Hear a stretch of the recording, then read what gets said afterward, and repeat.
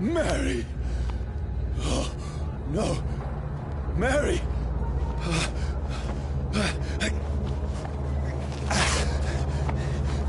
Hold on! Please, hold on!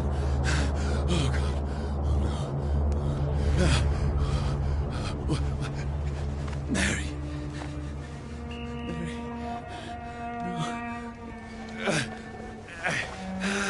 No. No.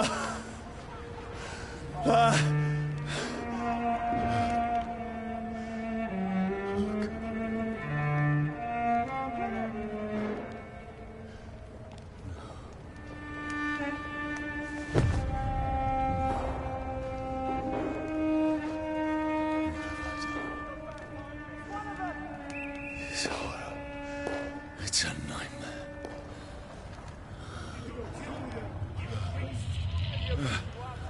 No!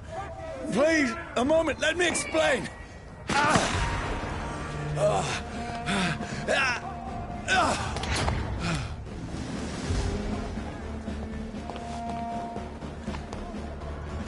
These patrols are after me.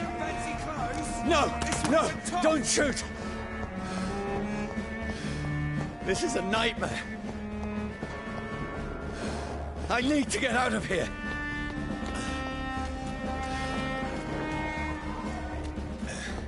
This can't be happening. Over there! One of those vermin. There's one of them. No, please, stop. I mean you no harm. Kill you!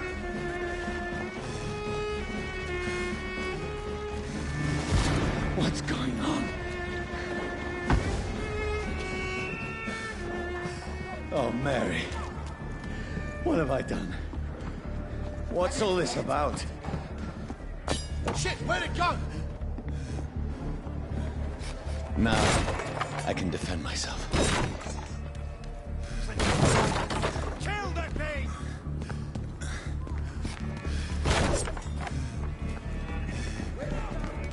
Who are you? Stay back! Sorry, but you left me no choice.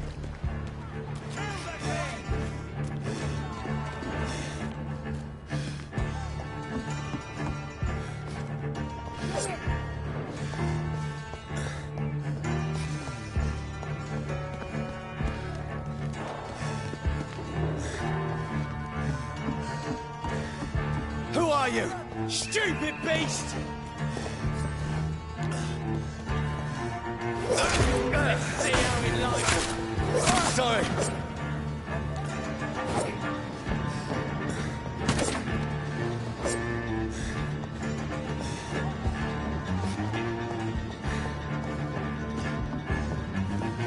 Get their weapons ready!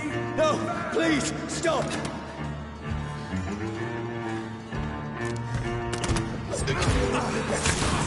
Who are you? Fire, it's fast! What do you want?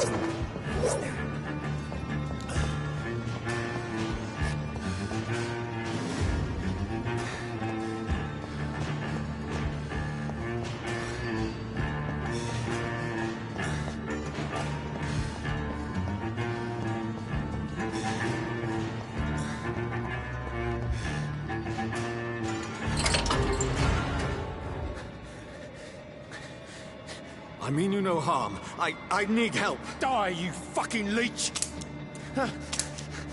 Please, listen to me. I can't make any sense of this. Shut up, beast! Who are you? What is this all about? What in God's name? I'll do the rest of the job. Just leave me.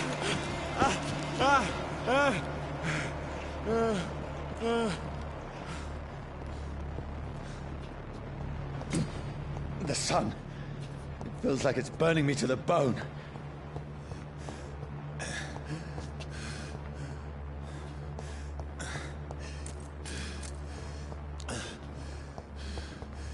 I need to find somewhere to hide. Let me go!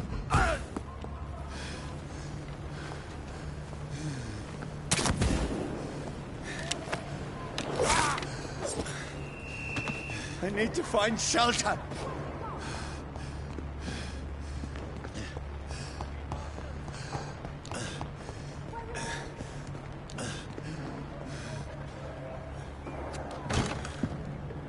Is anybody there? What is this place?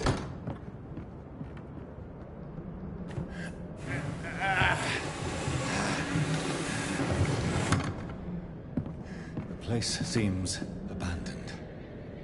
I should be safe enough here.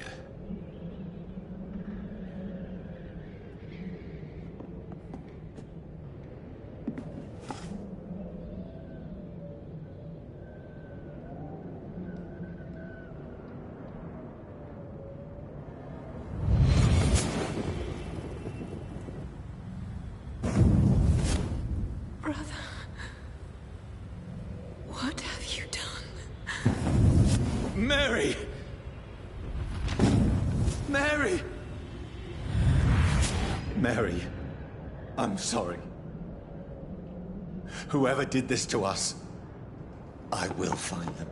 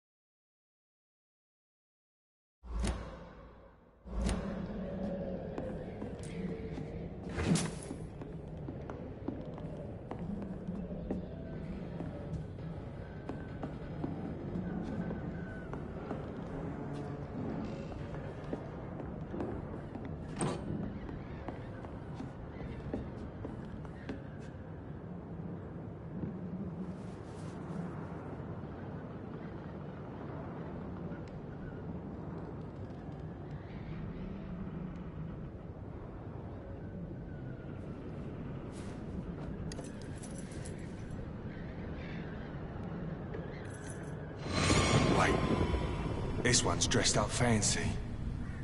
Let's run through his pockets. Picking the dead's pockets? Are you serious? I've still a rent to pay. He's got no more responsibilities. What's this? Gold watch. Beautiful it is. We fancy it to share the takings. I suppose we are undertakers. Now, give him an Eve.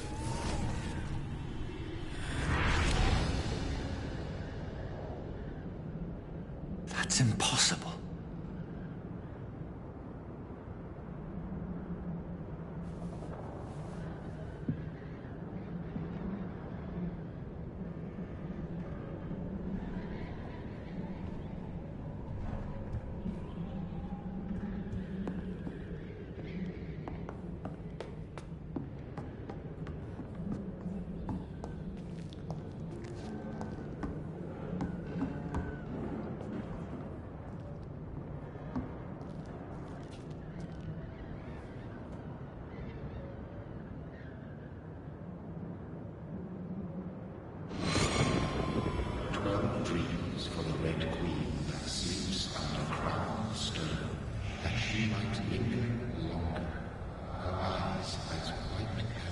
Who goes there?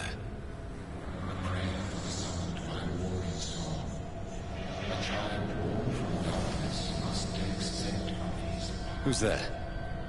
Are you referring to me?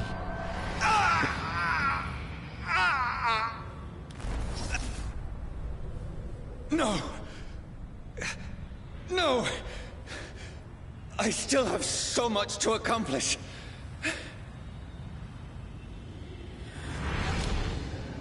I still have so much left that needs doing.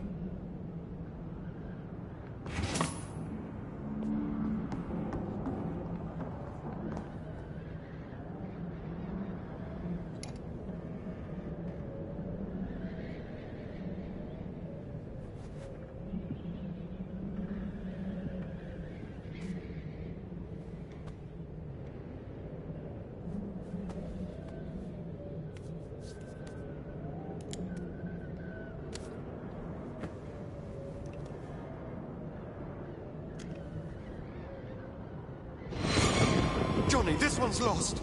We need to leave. And now! No. There's time. I can save him. That's the enemy coming! The orders are to evacuate the hospital! Done. He'll live. And now what? We fight. Killing is a hell of a lot easier than healing.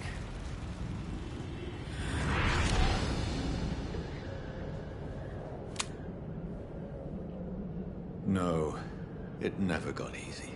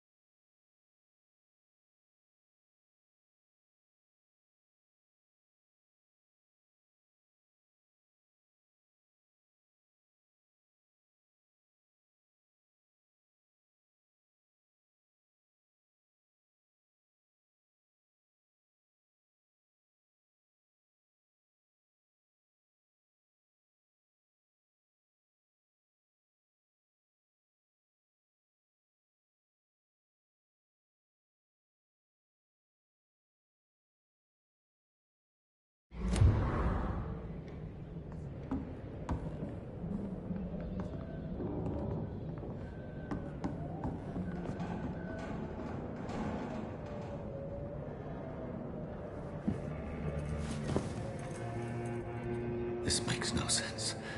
None of it. No sense at all.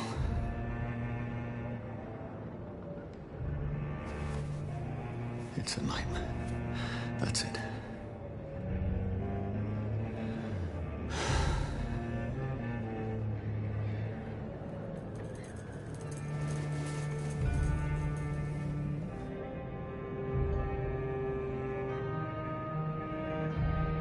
So be it.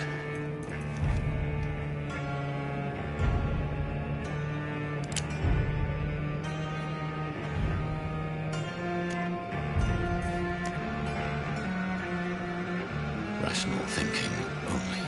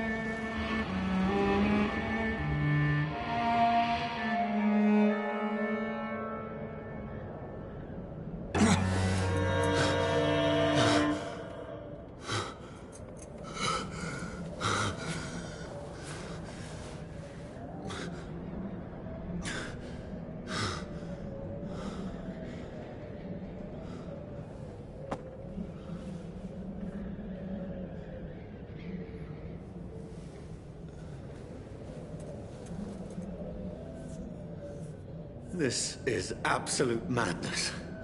I've lost touch with the real. Madness it is, as mad as the moon, who takes blood in sunlight into a glowing reflection.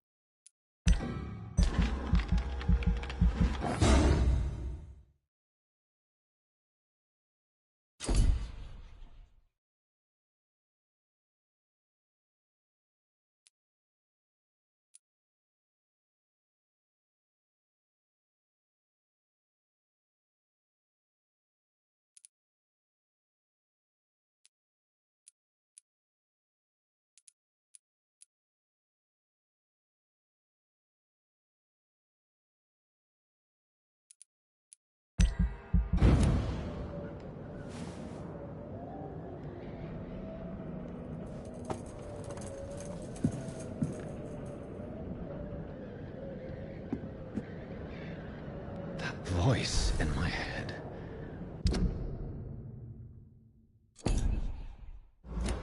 If I'm not mad, then it must belong to the one who made me what I am.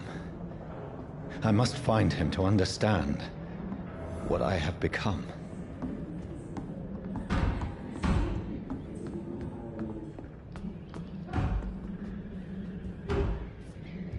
Where is it? It's closed.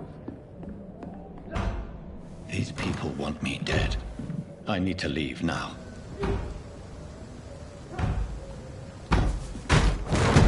Here's the leech. Here!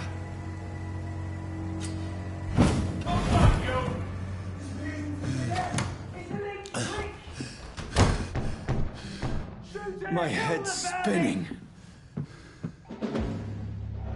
Oi! Come on, you It's locked.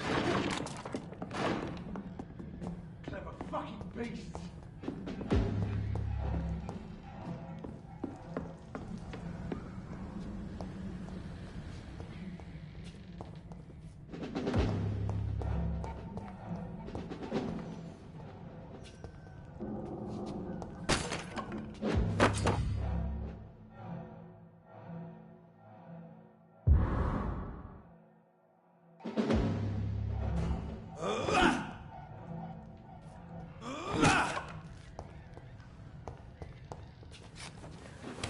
I'm still in Southwark.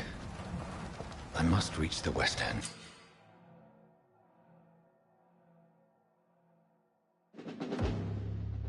Hey, vermin! Over there! Back home. There's one of them vermin! There's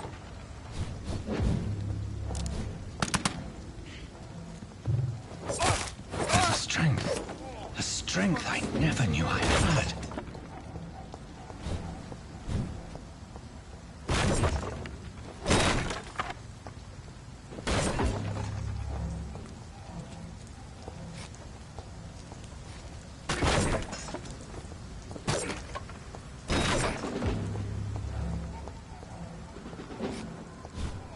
This one stinks already.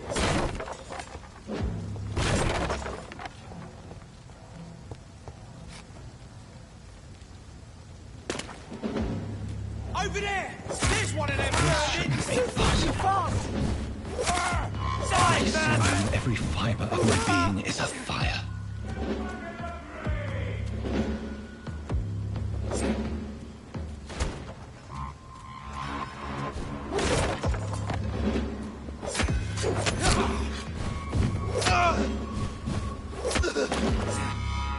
My strength, my reflexes. I'm not human anymore.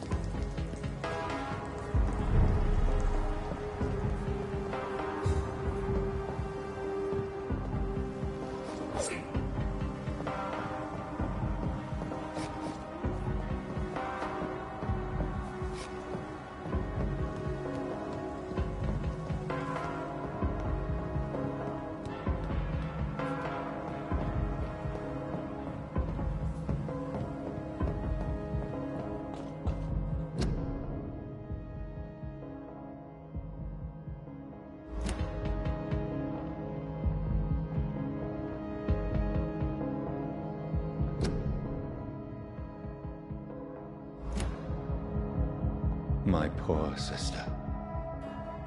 If only I had controlled my need for blood. Mary, someone will pay for what happened to you. For what happened to us. This is despicable. I can't believe I'm doing this.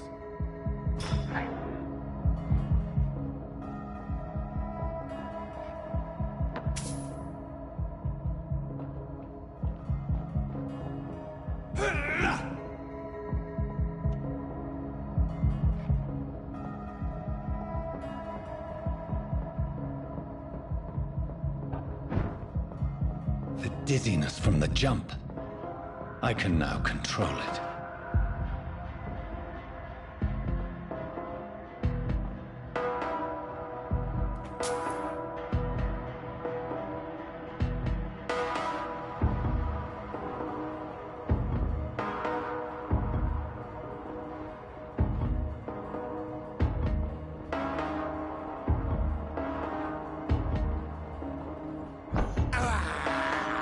This is despicable.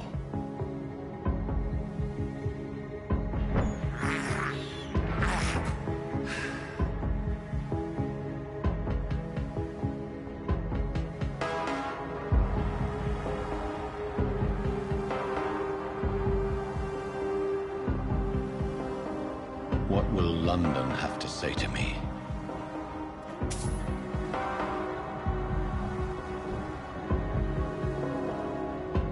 I've so many questions unanswered.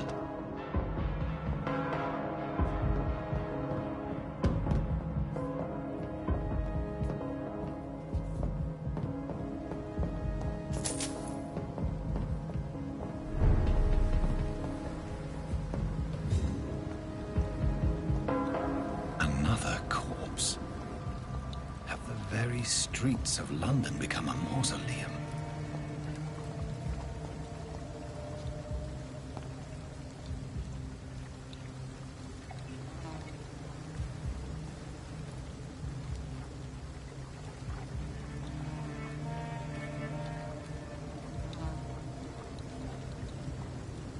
The man has been drained of all blood, but I can still smell the scent of it. I follow the scent's trail. Perhaps it will lead me to my assailant.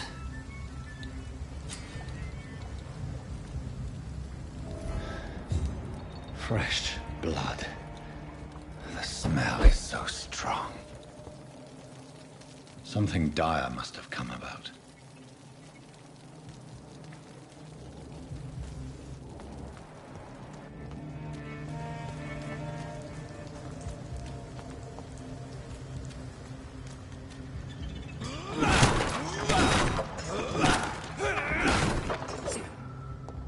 This is a slaughterhouse.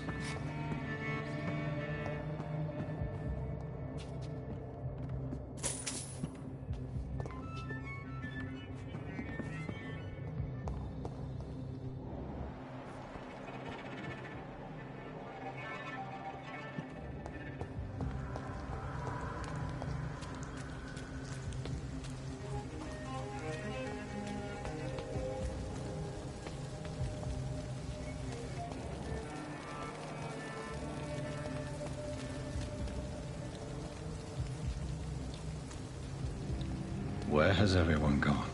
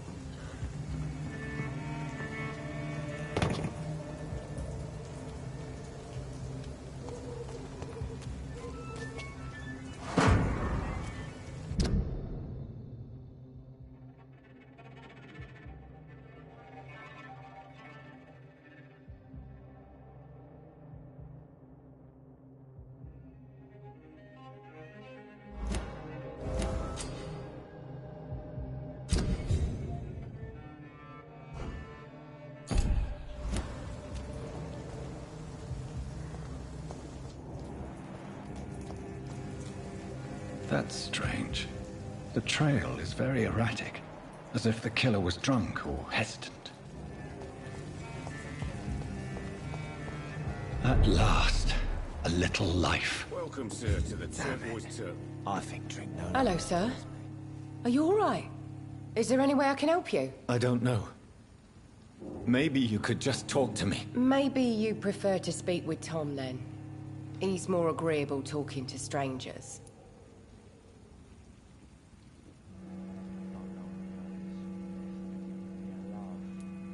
What's going on around here? Where is everyone? Too many dead, sir. First the epidemic, and now all these terrible murders. What have you heard about the epidemic? There's a Spanish flu. Yeah. Killed so many last summer. Thought we'd seen the last of it. Dozens dying every week. Are the authorities doing anything? Nothing. There are so many quarantine zones in London now. It's gotten really hard to travel across town. The murders. What can you say about them? Bodies found in the streets every morning. Drained of blood. It's just horrible. Some say the sewer dog is back. The sewer dog? What's that? No one knows.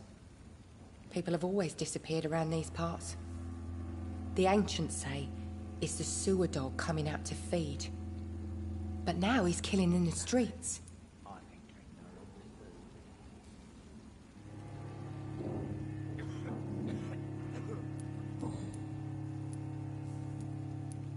What is this place? This is Tom's bar, the Turquoise Turtle.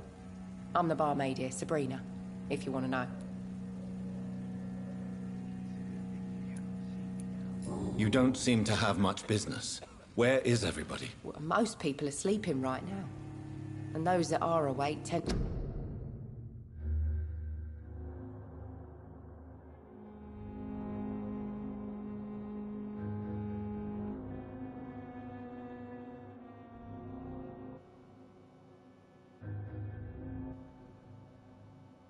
to avoid going out.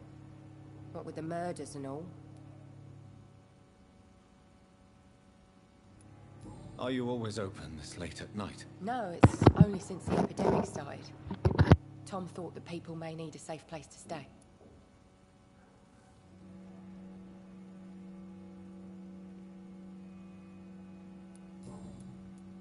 I just want to talk.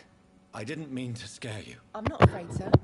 Well, I guess you guys It's don't just actually I've get other picked up on my customers to take stream, care so... of. I only see one customer. Oh. Well, yeah, of course. I mean, I best check on them. I'll leave then. Thank you.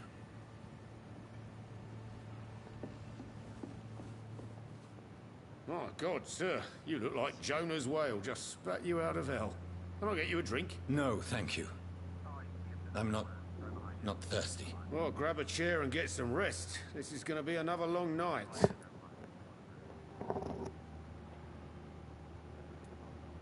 I'm looking for someone who might have passed through here recently. Wondered if you might help. It's been quiet tonight. Any other person I've seen went straight up to his room. Thought it was kind of rude, actually. You mean he's still here? Well, yeah. He paid for the entire week. I need to meet this man. I have questions. Just climb the stairs and knock on the first door. I heard him open his window, so I guess he's still awake. And, Yes? no funny business. You hear me? This is a respectable establishment. You again. What can I do for you? Why is it going to be a long night? You must be new around here. Don't you know about the murders? Tell me more about these murders. Every morning for the last few weeks, bodies have been found. And those poor sods didn't die of flu. Do the police have any leads on a suspect? Even before the outbreak, coppers never came round here. We're on our own. People die in these parts all the time, and no one cares. Where am I? Where is this place? You're at my bar, sir, the Turquoise Turtle. The last ray of light in this dangerous part of town. Aren't you scared? Scared of what? All the bad shit happens out on the foggy streets. And I never go outside. So you're open all night? Yep. Figured people might need a place to rest in these dark times. Thank you. Goodbye.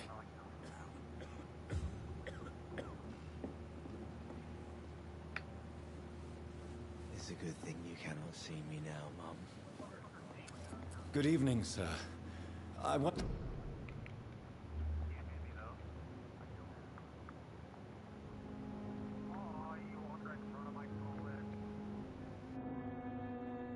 wondered if I could ask for your help. Wow, you look like you need a drink. Yes. I apologize for my outfit. It's been a long night. Been there, seen that. Don't worry, things can only get worse. Has anybody entered the bar recently? Can't say. Sorry. I spent the night making love to that gorgeous bowl, see? This is important, sir.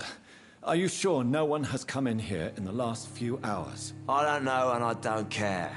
This is a free country. People still have the right to come and go, don't they? What's going on around here? It's like everybody is hiding. You must be new here. Have you not heard about the murders? Everybody fears the return of the sewer dog.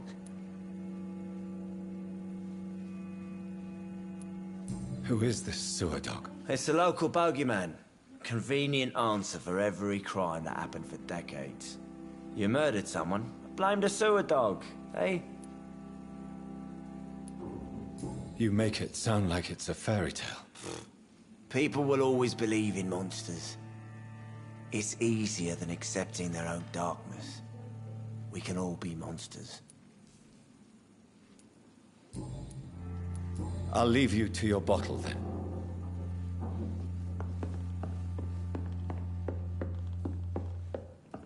I think I'm losing my mind. This is no place for you. Prewen has several patrols roaming the area. They do not pursue me. But they're looking for vampires, and they're most efficient. They'll not relent until the killer has been identified. I have a common objective, but I require... I think someone is eavesdropping. Are you certain? You might as well come in, whoever you are. Slowly, vampire. Who are you? I mean you no harm. Say it, the vampire. Present yourself. I need a word. With anyone.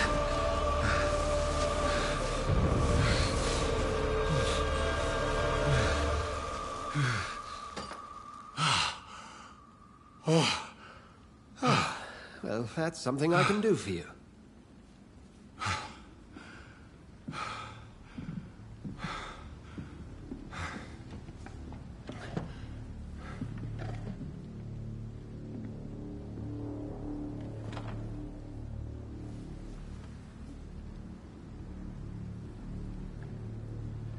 And who might you be?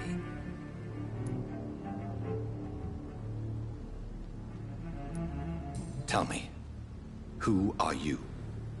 First, tell me what you want. Then I may tell you.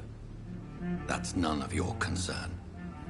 Sir, you have entered my room in the middle of the night, pale as a corpse and shaking like a tree. So please, indulge me. Someone is molesting people. In fact, killing them. Biting them. The calling card of a vampire. Like you.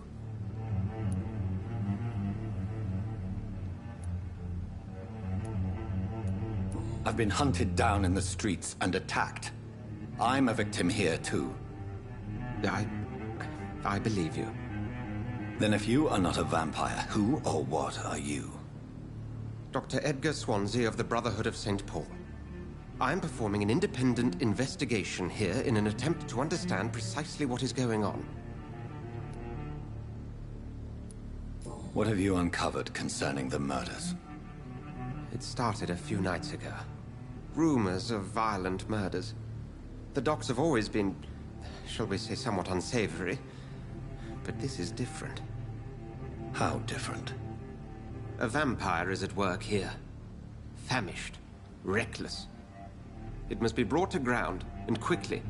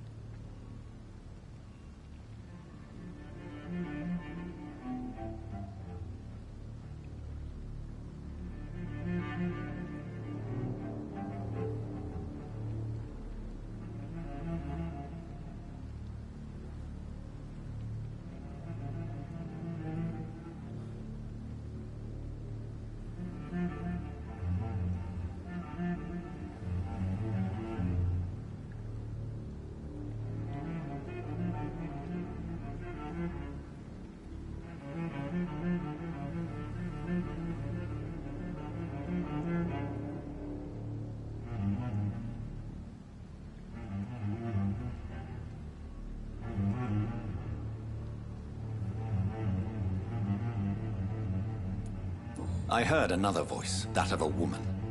Who were you talking to? Ridiculous. I've no idea what you're talking about. Something tells me not to trust you. Then the feeling is mutual.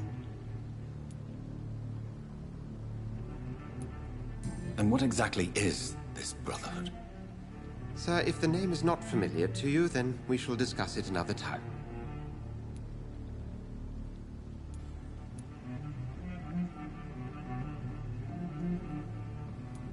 Then help me find the culprit. I may. If you'll first tell me why you opened this door. I followed a trail. The scent of blood from a recent victim. It led me here. You thought I was your aggressor. That explains a great deal. We're both chasing the same shadow.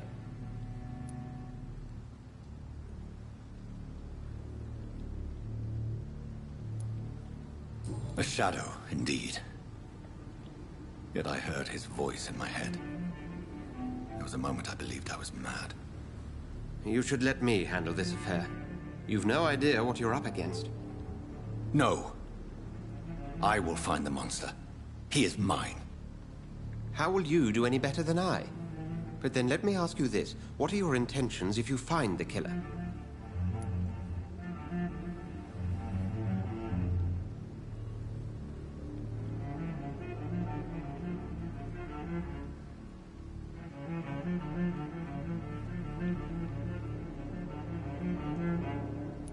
I will at last have the answers to my questions. Then I can only wish you good hunting. And pray we shall meet again.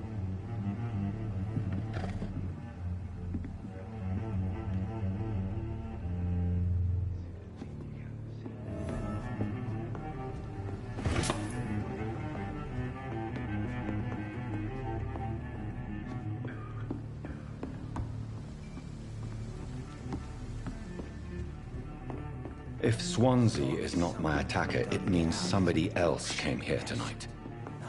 Someone must know something. Evening, sir. Can I help you? I have a few questions for you. Well, if you must. I spoke to Dr. Swansea. He's not the man I'm looking for. Now, I want the truth. The truth? What do you mean? I suspect that someone else was here tonight. And I don't think Tom wants to tell me about it. I'm just the barmaid here, okay? If Tom says you're the only visitor we had, then you're the only visitor we had. I can feel your fear, madam. Please, tell me what's going on.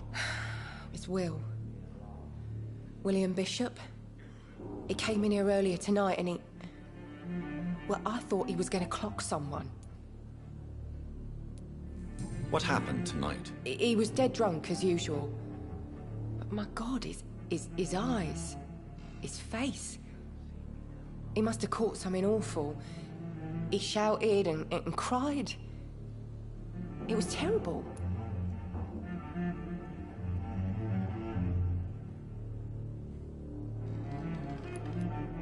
Why are you so afraid? I mean, his skin, his hands. I scrubbed every glass and every chair that he touched. God, I hope it's not contagious. Tell me about this William Bishop. Will was a sailor who worked at the canning factory before he lost that job. A nice bloke, really. He's never been violent. Until tonight. Why keep it a secret? Why not tell me about it? Tom's nothing if not loyal. After Will lost his job, he offered him one ear. They used to be good mates. But recently, well, Will started to get very aggressive. I see. Thank you for your candor. I'll be sure to talk to Tom.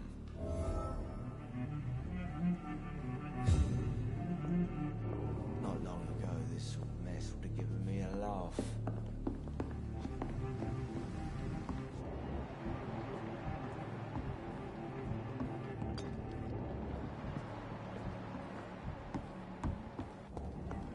I hope I live long enough to see them wet boot boys get what's coming to them.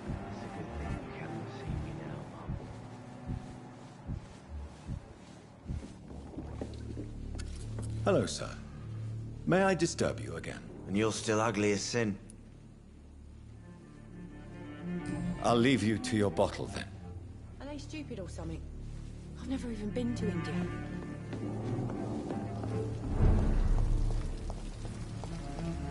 I will get to the bottom of this intrigue. What's been done to me, to this city.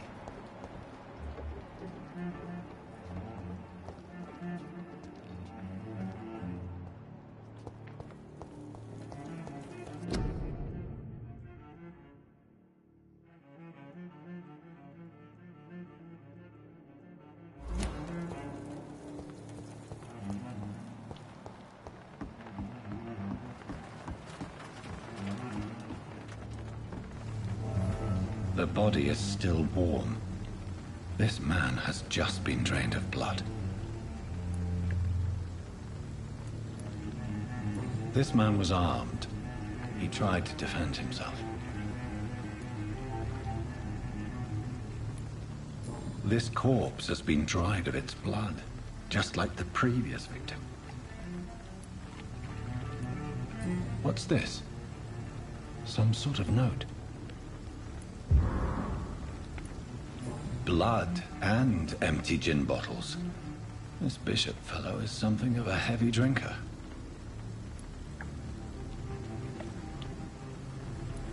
There are blood splats on the other side of the canal. I must reach that barge.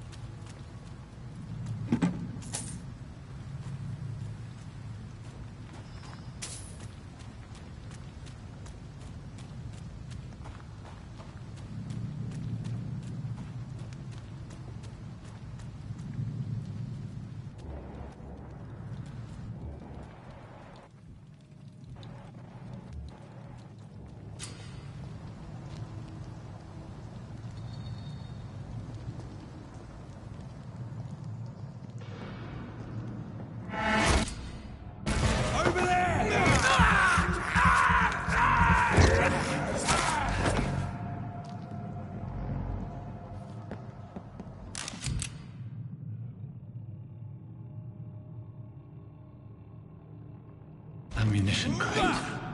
Good. I may need a lot of bullets. I feel like I'm back on the front line again.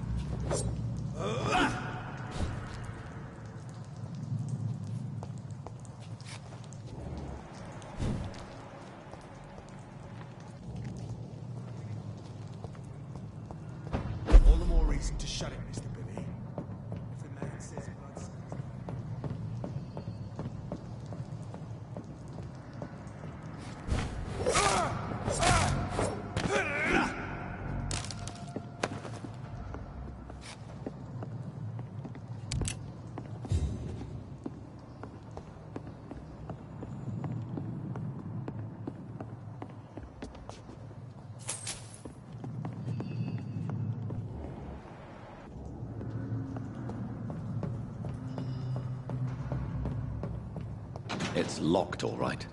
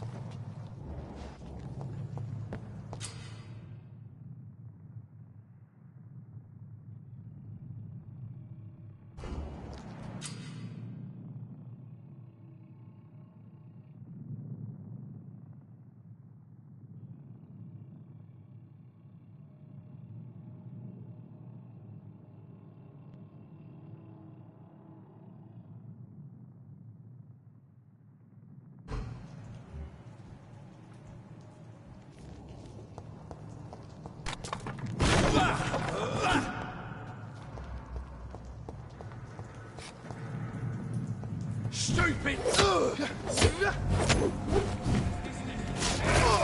Watch it! It's a kid!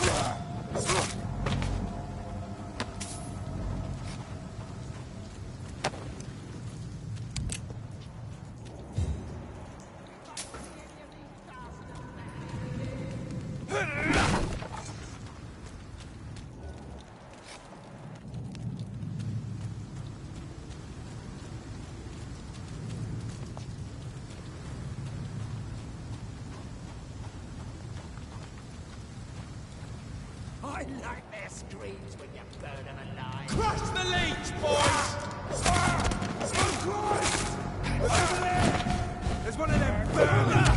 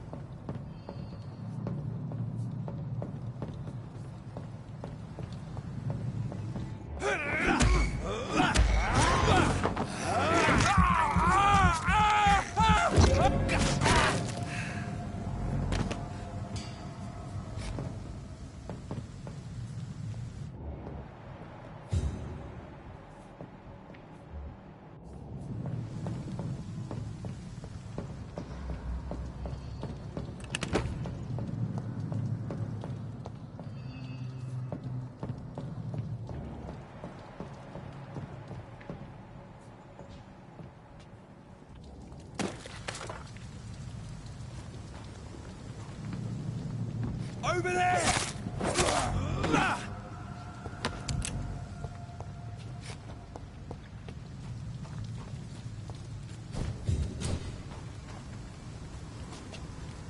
It's locked.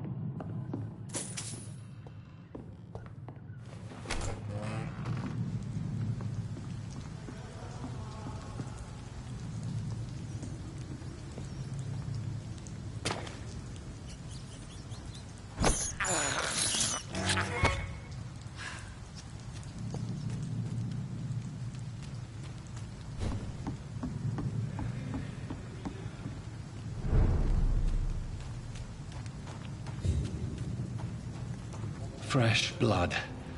The whole building reeks of it. The scent is so strong it makes me dizzy.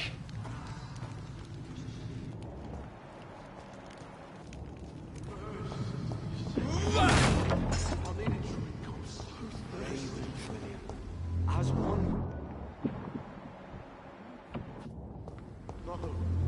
I had a drink outside tonight already and it did not quench my thirst. What?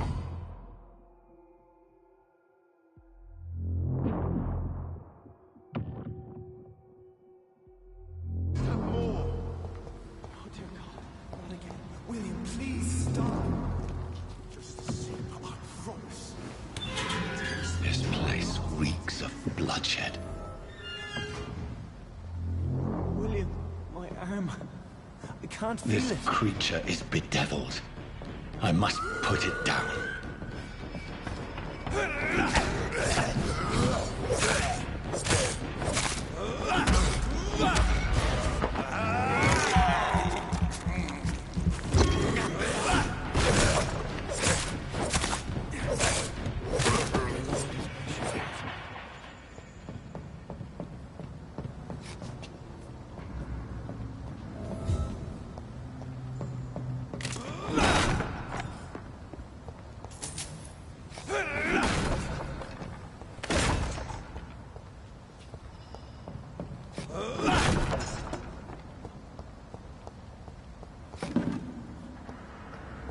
Let me go. William was an honorable man. I could have saved him. Mr. Hampton, are you in there? We knew him well, another lost soul, a kindred spirit. Sir, listen to the sound of my voice. I'm a doctor. You're suffering from shock. I must return to my flock. They'll stray without me.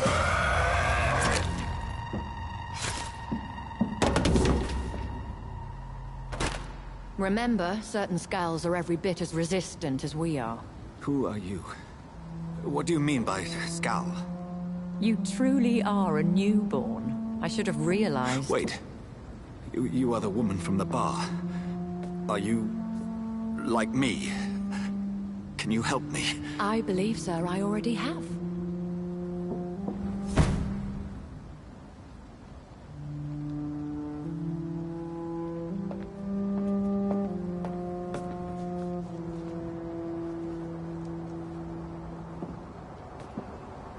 By George and the Saints, you've solved the mystery of these terrible murders. Patience, good fellows, I've come to offer help. Just give me a moment to secure my boat. We can leave this awful place. William was not the evil man they claimed. He was just taken by the thirst. He needed his drink. This man requires medical attention. We'll see he gets to the nearest hospital. No, please, I almost tend to my fault. My flock needs me. There, sir. Go with the good Dr. Swansea. He's resourceful, and I'm sure he'll take good care of you. You'd best come as well. The sun is soon to rise, and you'll need a place to rest. I just need a moment. If I can learn something about what has happened to William, I'll be a step closer to understanding what happened to me.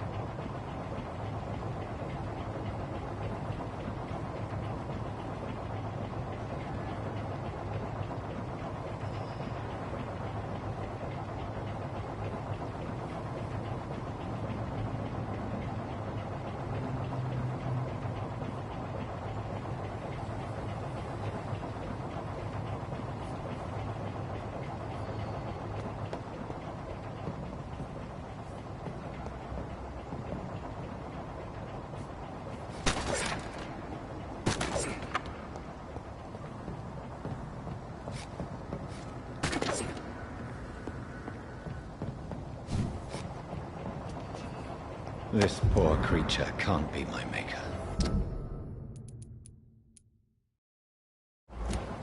Could it be some subspecies of vampire? I must find a place to analyze the blood.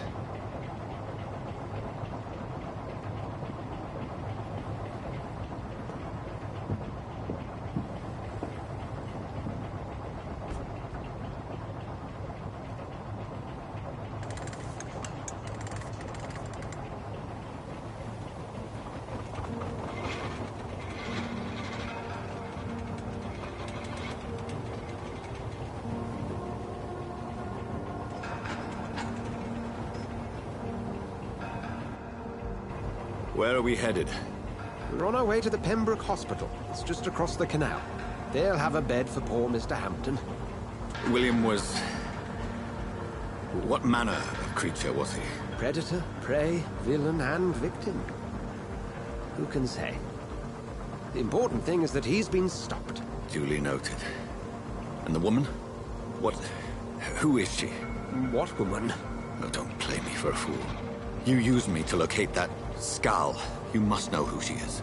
And I thought you a gentleman. You shouldn't talk about a lady behind her back, but I will tell you she values her privacy. Were London as peaceful as she appears from the middle of the canal? If only that were the reality of the situation. To be honest, I've always tried to avoid this part of town. Pembroke Hospital is the last bastion between the rest of London and the epidemic. The flu has decimated the East End and the war still rages.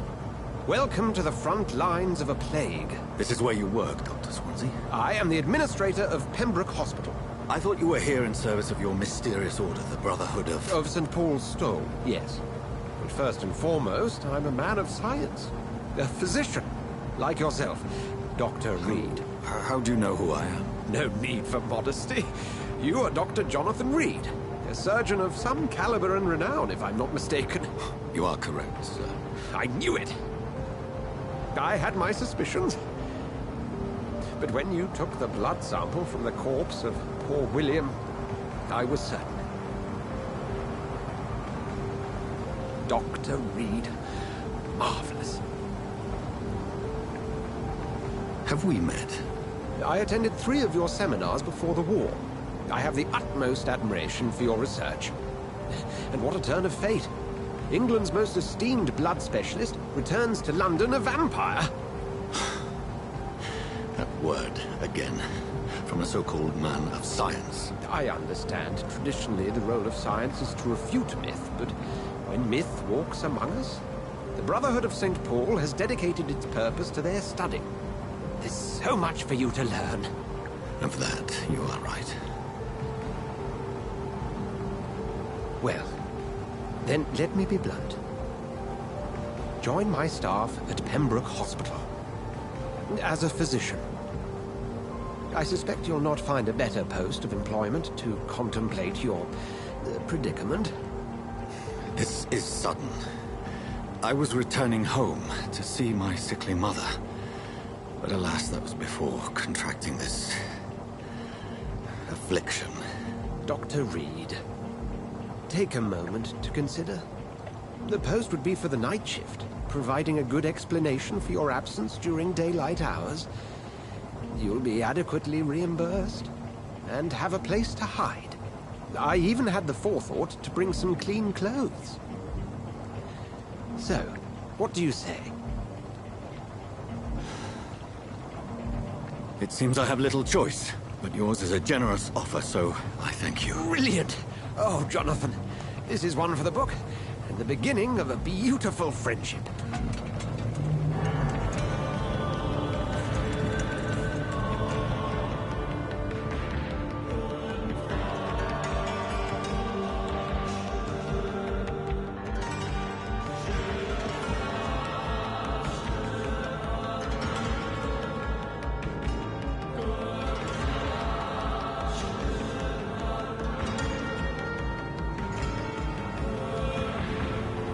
Dr. Swansea, thank goodness. I was beginning to be concerned. Worry no more, Nurse Crane, for I bring good news. Oh, Doctor, what a night. We lost 2 more patients. Nurse Scow said she couldn't take it anymore and resigned. Yes, well, I'll make a new rota in the morning. In the meantime, find a good bed for Mr. Hampton. Be sure to pay attention to his needs. Of course, Doctor. Oh, and Dorothy? Yes, Doctor?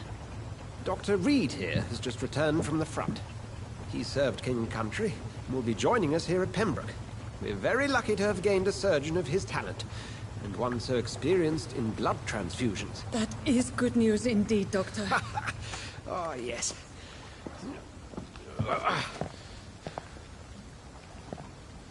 Here at Pembroke, it's not what we have, but what we haven't. It's only thanks to Nurse Crane and the staff that our ship doesn't sink. If you have any questions, just ask her. Duly noted. Thank you. Your assistance is required, Dr. Swansea, immediately. Welcome aboard, Jonathan. We'll catch up after my rounds. Coming, Nurse Crane. I'm coming.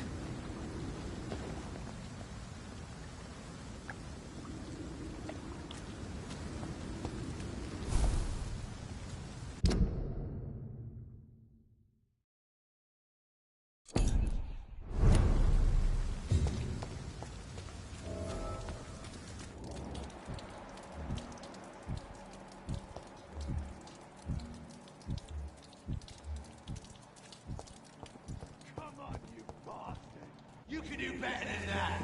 Nah. It's my turn.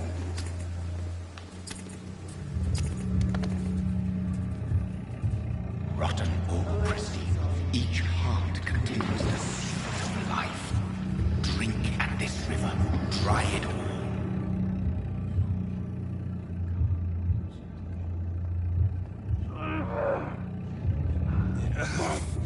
Oh, come on, you bastard. I won't bite. Sir, please. You've lost too much blood. Calm yourself. You think I didn't notice? Stop your staring and get me to an hospital, you arse! Insulting a good Samaritan. Not exactly the way to get rescued. All right, sorry. I am in pain here. My guts are spilling out onto the street and you're yabbering on. Yes. That's a very nasty wound you've got there. Take my word, I am a doctor. Dr. Jonathan Reed. Name's Clay Cox. I'd appreciate you helping me to a better place, Doc. Follow me, Mr. Cox. Let me assist you to that better place.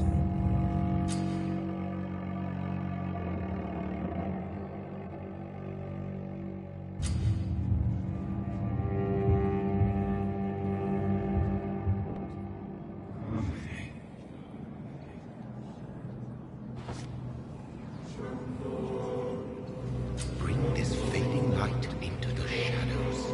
Dance with him the dance of life and death.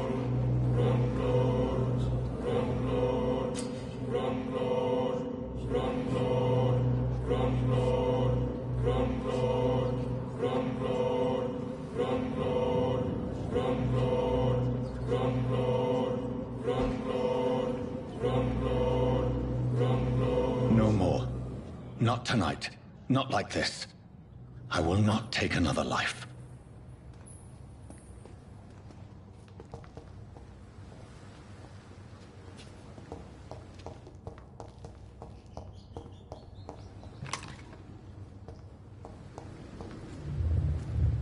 It is wise for the huntsman to sometimes let his prey go, but no famished hunter can run for long.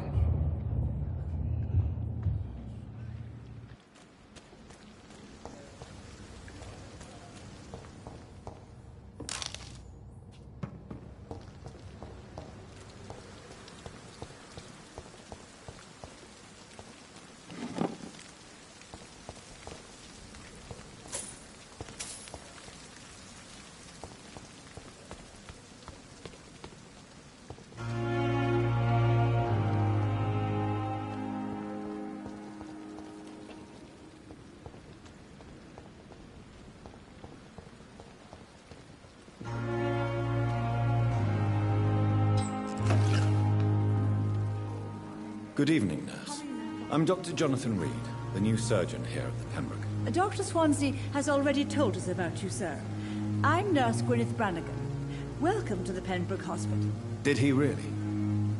It's a good thing I wasn't hoping to keep a low profile. All members of staff have already read about your new blood transfusion technique. Dr. Swansea made sure of that. I see. Well, I'm a little surprised, but I suppose I'll just have to deal with this unexpected notoriety. You must know, blood transfusions are Dr. Swansea's primary subject of research. He is convinced it is the future.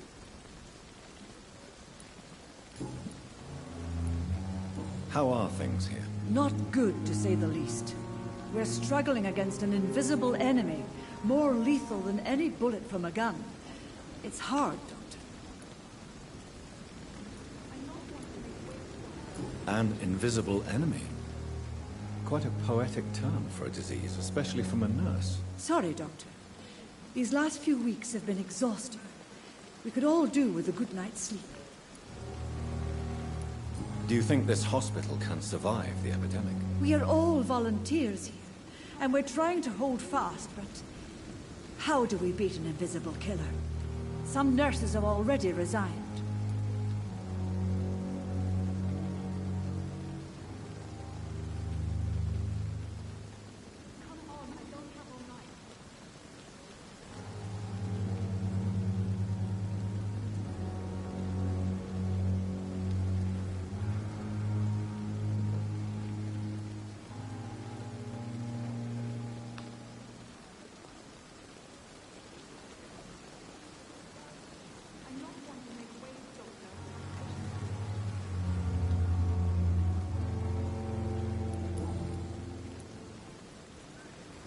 I'm not familiar with all the staff yet. Perhaps you could help me. Brilliant professionals, most of them. Dr. Swansea has a gift for recruiting talent. Most of them. Is there a problem I should know about, nurse? It would be inappropriate for me to speak ill of a colleague.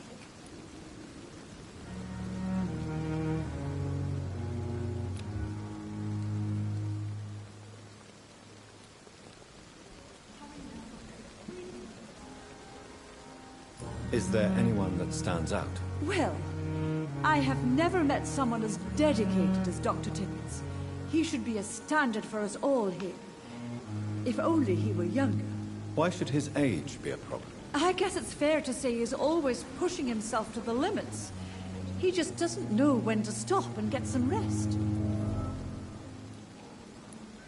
Nurse Brannigan, if you do know something, please tell me. Anything you say will be held in confidence. No. I may disagree with some conduct, but in the end, everybody is doing their best.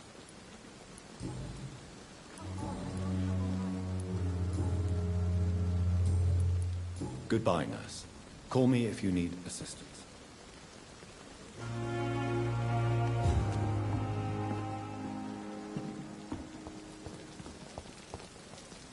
Doctor, where have you been? I've little time to play hide-and-seek with new staff members, no matter how illustrious they may be. I found a wounded man by the docks. He answers to the name of Clay Cox. He requires urgent medical attention. Already making the rounds? That's the Pembroke spirit. I'll ask our porter, Milton, to bring him back immediately. Thank you, nurse. What can I do for you? Dr. Swansea insisted we provide you a quiet office.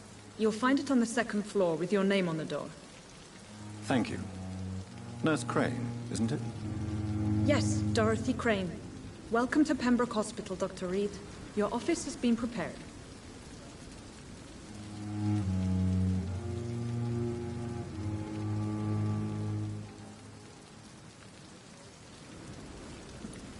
I would like to ask a few questions first.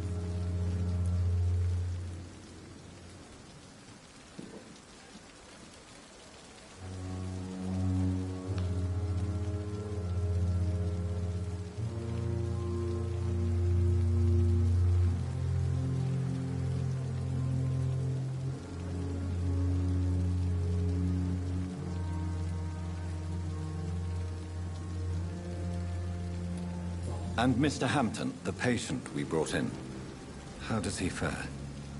I gave him a sedative to help him sleep. Poor thing was in quite a state of shock. What kind of man is Dr. Swansea? Well, you accepted the job from him. I thought you would have known about your employer.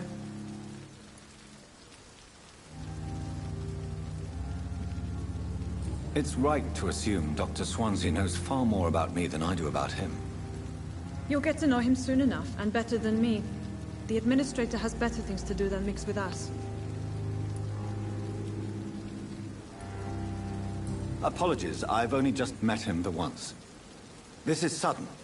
I've only just returned to England. Dr. Swansea is a brilliant surgeon and the most compassionate physician. If you could point me in the direction of my room again, nurse. Second floor of the hospital, left after the stairs. It's the last vacant office at the end of the corridor. Thank you, Nurse Crane.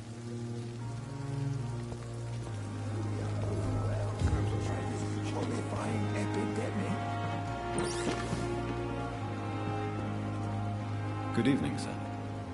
So it is true. The famous Dr. Reed has joined us. I can't think of any better news during these terrible times. Do we know each other? Actually, yes.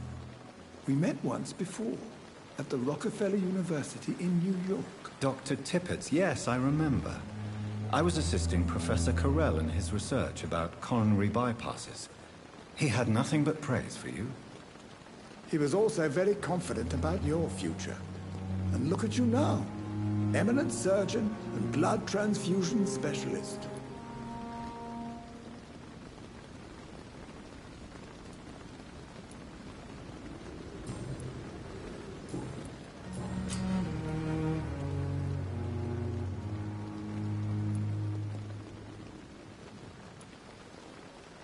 What is the Pembroke Hospital situation? And please, speak freely. This hospital is not exactly the best of London. I'm sure you are used to working in a better environment.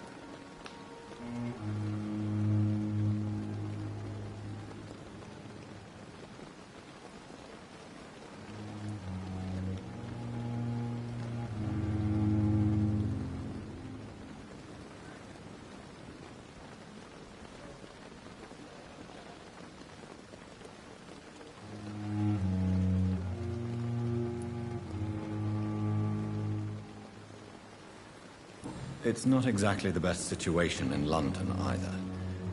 I can't have expected this hospital to be prepared for what was to come. Don't be misled by appearances, Dr. Reed. This hospital does not lack talented people. It just lacks hope. What can you tell me about the staff in the hospital? Some are really good, and others are not so good. But during this troubled period, there is no time for slander. I prefer to focus on the positive character traits. Tell me more about cherished people, then. Nurse Brannigan is a pearl. She is the most helpful and dedicated nurse I've ever worked with. A clever and cheerful woman. You really seem to admire her skills. I'll go even further. If she was a man, she would be a damn fine practitioner. Any opinion about the management? I don't always agree with Dr. Swansea's reserve, but I must admit he does all he can to keep this facility running during this crisis. Ah, yes, the burden of command. I was fed up with this concept while serving as a medical officer. Don't get me wrong. Swansea's a good administrator. I just wish he would get out of his office now and again. You're exhausting yourself, Corcoran. Maybe you should think about preserving your strength. No. We must keep on healing all those poor souls. We are the last rampart before chaos. Once more, unto the breach.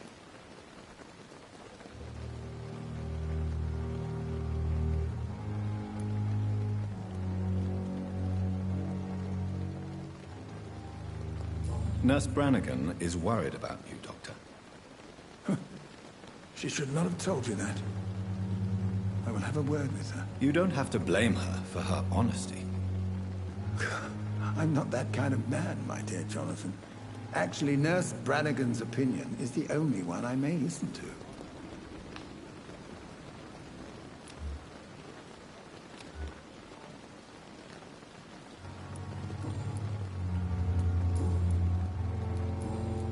Goodbye, Dr. Tippett.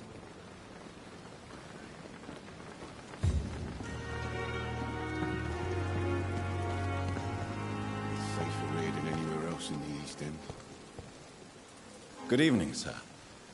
I'm Dr. Jonathan Reed. I'm new here. I've already heard about you, Dr. Reed.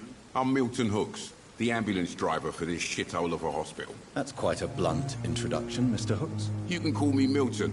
I like to speak my mind, Dr. Reed. Perk of the job. Don't judge me, and I won't judge you. I'm not sure I understand what you're talking about. Well, I'm no doctor, but I'm pretty sure a gun can't be used as a surgical instrument. You have a keen eye. I learned to shoot during the war, and have carried one ever since. Old habits die hard. No need to explain, Dr. Reed. And if you ever need a better gun, remember, I may have something for you.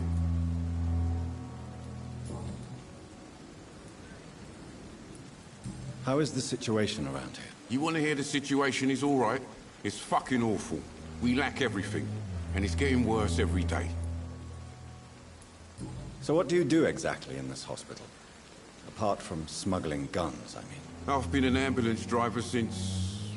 too long, I guess. I'll bring sick people here night and day. It's a dirty job, but I get it done. Most of the time.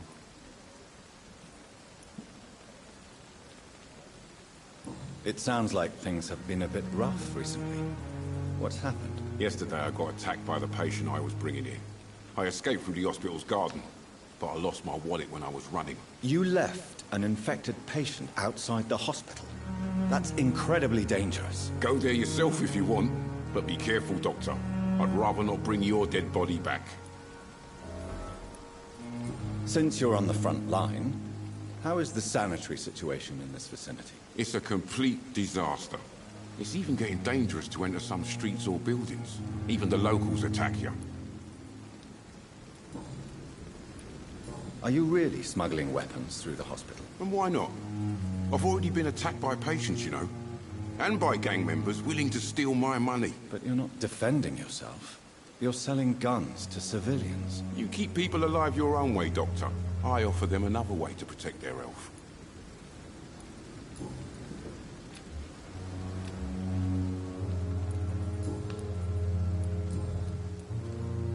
I'd like to see your goods. Wise choice, Dr. Reed. A reliable gun is what everybody needs these days.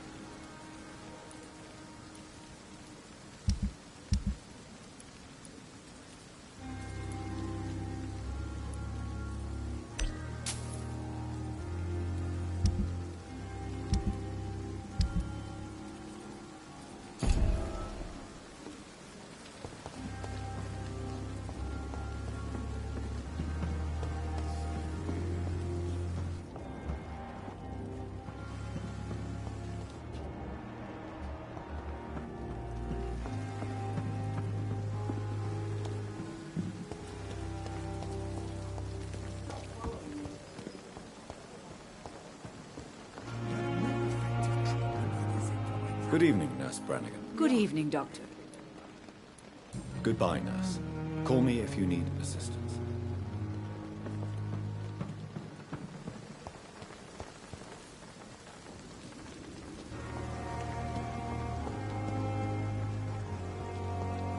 Dr. Swansea is right. This place seems perfect to conduct my research.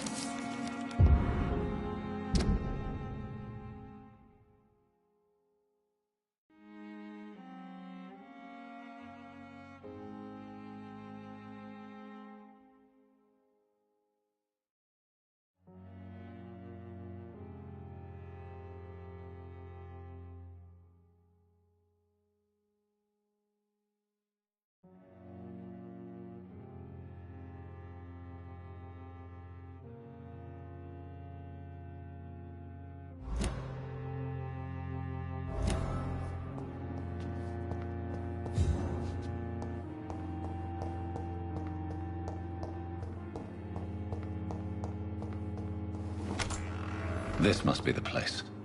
It's definitely away from prying eyes. Relegated to the shadows. A kingdom of my own. At least I won't be sleeping in a coffin.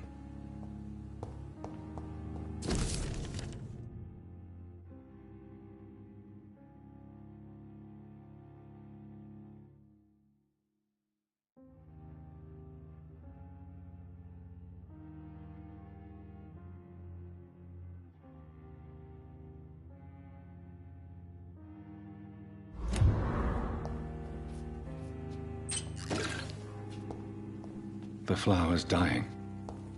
It needs water.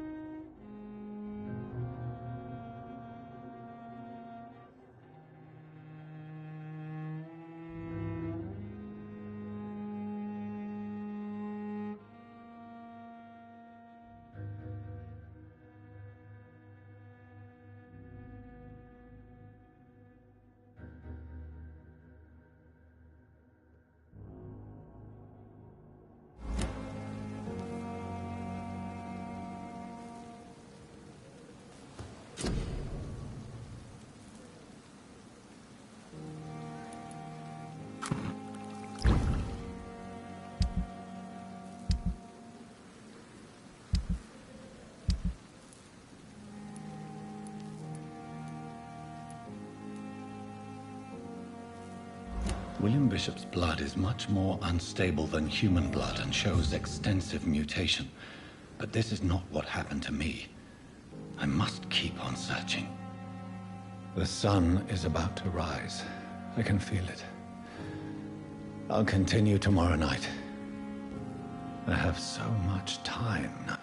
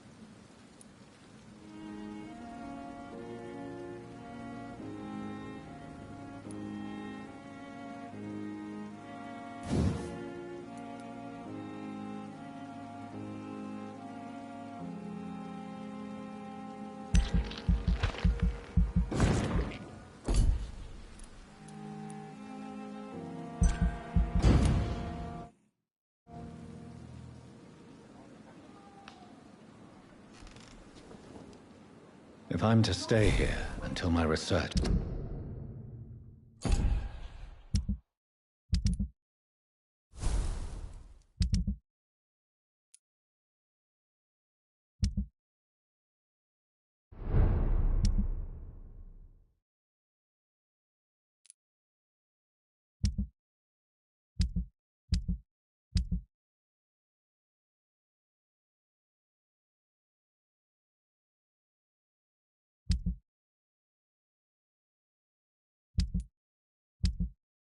is complete. I'd better learn to hide my true nature from the mortals. But what about my thirst for blood?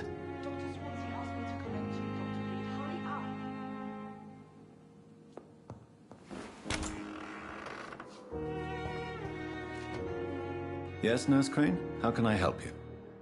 I'm so sorry. I know Dr. Swansea wanted you to rest, but we have somewhat of a crisis. A crisis, you say? Our supply of antiseptics is nearly depleted. I was hoping there was another box up here, but...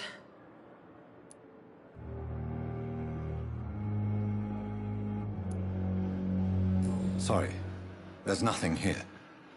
Some of the patients won't last the night without them. Honestly, sir, I'm beside myself. I may have a solution. In France, during the war, drugs shortage was a daily problem, and we had to use our wits to overcome the shortages. However do you mean?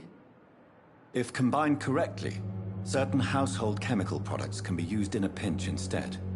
Now, where's the hospital storeroom? The storeroom? Fat chance. This is the Pembroke, and space is luxury we don't have. Everything used to be stored in the old morgue. Perhaps I should look there first. Where is this morgue? It's the large building behind the hospital. You'll need to go in the back door because it's been sealed off for sanitary reasons. Take this key. It opens a small back entrance at the end of a narrow street. The abandoned morgue behind the hospital. A small door at the end of a narrow street. On my way then. Thank you, nurse.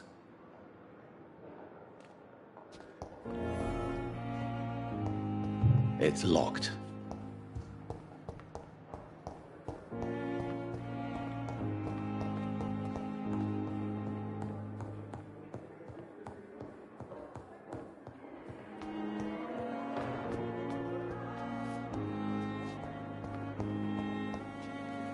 Good evening, miss.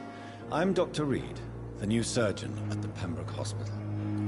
And who are you? Your name has no meaning to me, mortal.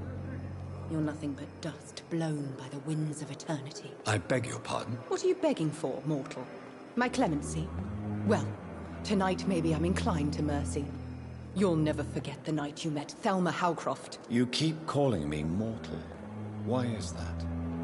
And if I'm mortal, what are you? Well, Dr. Reed, if you must know, I'm a vampire.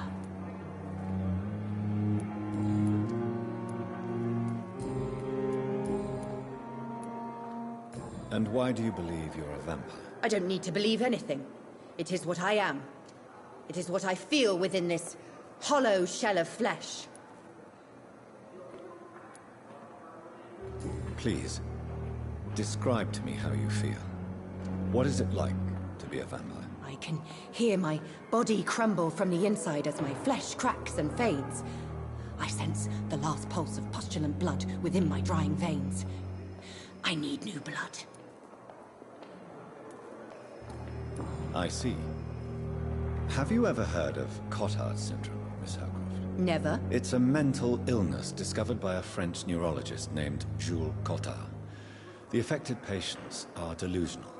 They believe that they are putrefying, that they are dead, a ghost or a ghoul, or in your case, a vampire. Delusional, you say?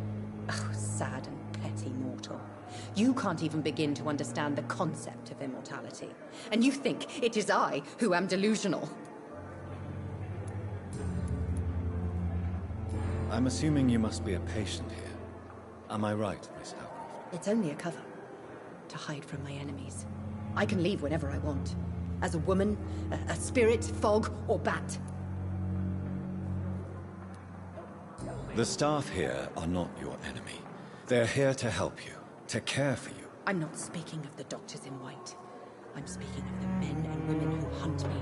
For I am a vampire. I see. Don't worry.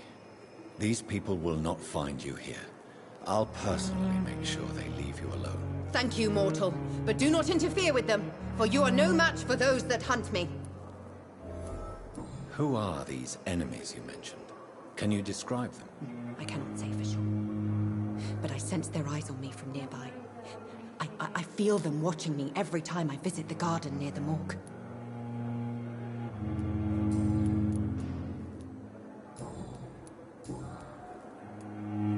Who are you really, Miss Howcroft? I mean, apart from being a vampire. Is that not enough for you, puny mortal? What do you require? Proof of my powers? I'm curious to know who you were before becoming a vampire. No, it's such a long time ago, I don't remember. Centuries of unholy life can have strange effects on one's minds, you see?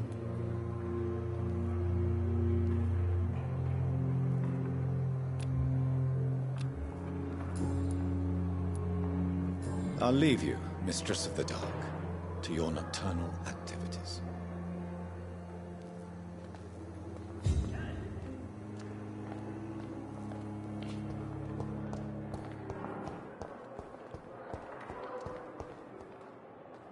Good evening, sir. Can I help you? Unless you're here to fix my face. No. I don't think you can help me. I'm Dr. Reed. I've recently taken the position of head surgeon here. War injuries, am I right? You guessed right, Doctor. German shell took my pretty little mug right off. But they still call me Thomas Elwood.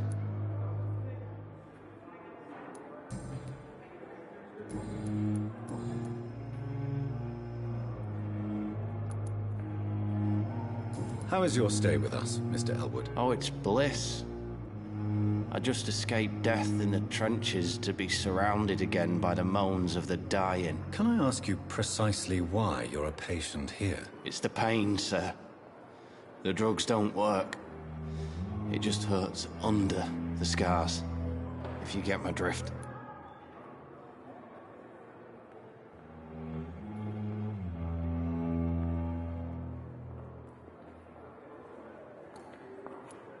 Who is treating you? Is someone in particular looking after your case? Nobody since the old and tired doctor spoke to me. Started to think I was forgotten about. Wouldn't blame you. You don't seem worried by that. My face hurts so much more when I smile or cry. I've learned it's easier not to speak. But be assured I'm smiling inside. Can I do anything for your pain? Nurses gave me a bunch of pills. No effect. Told you. It's like the flames are under my skin, burning away. Why do you feel responsible for the injury, Thomas? What really happened? I wasn't disfigured by any German shells. It happened during my leave. It was an accident. Tell me what really happened then. I went with a whore in Rouen. Dead drunk I was. The hotel was a shithole. There was a fire that night. Did you start the fire? Were you trying to avoid going back to the front? That's not uncommon, you know. No. It's just that I was asleep when the flames reached the room. The girl was long gone. Bitch never woke me up. Left me to burn. Why lie about it? Come on. It's one thing to come back disfigured by the Germans, and it's another to get injured in an accident that could have happened to anybody.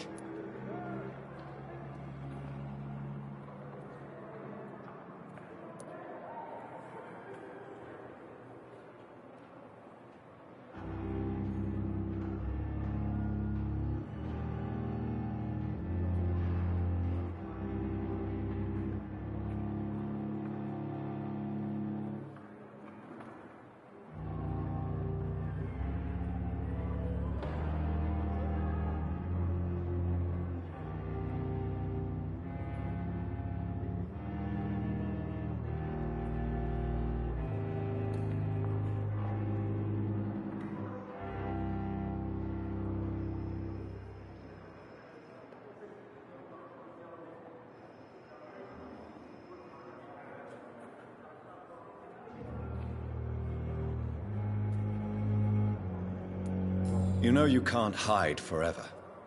One day you'll have to face your loved ones. Until that day, you have no chance of real recovery. My friends all died in the trenches. It's shameful enough to be alive with these stupid scars. I don't want my children to see me like this.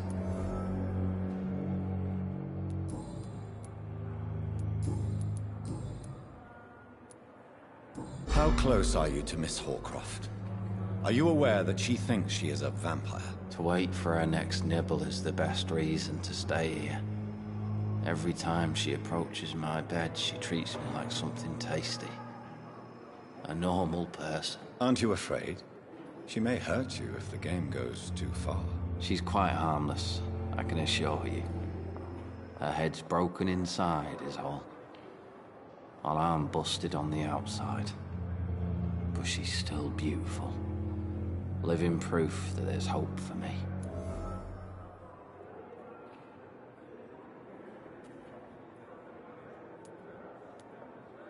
You do realize she's mentally disturbed. It's called the Cotard syndrome. She truly believes she's a vampire. In her madness, she never refers to my scars. But frankly, if I could, I'd join her world. It seems much more fun than the real one. So do you let her bite you? You know that's not sanitary. And why not? She's only supping a few drops of my blood. And the pain, it's real for once. She could decide to bite less willing patients. Then it's another good reason for me to stay here, Doctor.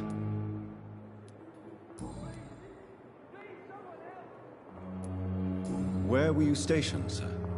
Did you serve for long? I really don't want to talk about all this shit. No offense. I was pushing too much. I served in France myself. I just wanted to know what happened to you. You were an officer, weren't you? Then I doubt we fought the same war, sir. No offense. You told me before you don't want your children to see you like this. Do you have any other family? My sister Agatha has raised my nippers since their mother died. Don't want them to look at me like this. How could children despise their father injured in the war? What do you think? They saw me. Once. My poor angels left the room crying. They keep on having nightmares every week, my sister told me. Your sister's not a child. I'm sure she has nothing but respect for a wounded soldier, and you are her brother. You don't know my sister Agatha. She may be young, but she's all discipline and morality. If she ever found out what really happened... She doesn't have to know. She's a sly one, my sister. One day she'll find out the truth and knock 7 bells out of me. Nah. I'm better off here.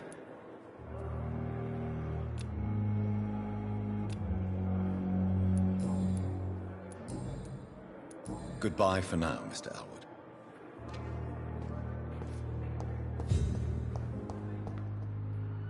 Good evening, Mr. Hampton. How do you feel? Dr. Reed, is it? Oh, sir, I must apologize for my behavior. What do you mean? I was not myself in the factory. Fear and exhaustion made me say awful things to you, I'm afraid. You remained perfectly nice and polite. A little delirious, perhaps. But who wouldn't be after enduring an abduction? Thank you, Doctor. That's a relief. Now all I need to do is rest and return to my flock.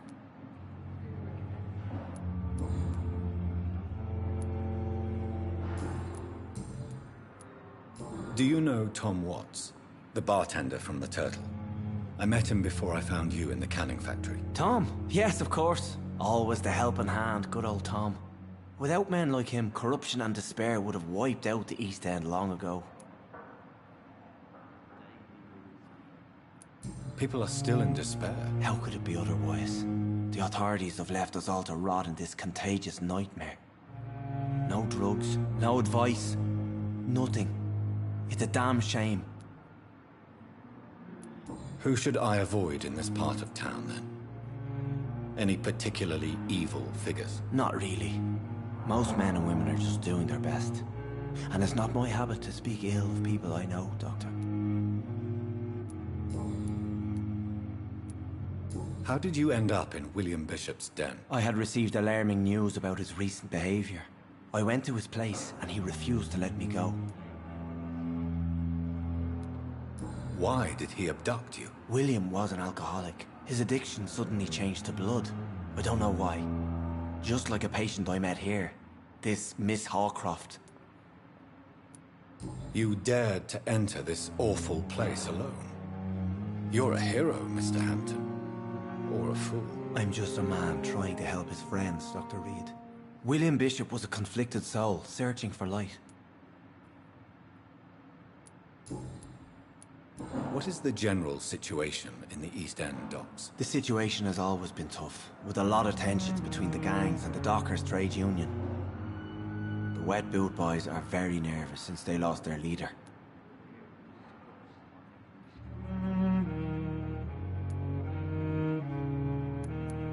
Who leads the gang now? Since Clay Cox went missing, it's his wife Edwina who runs the show, with the assistance of her minion, Booth Digby.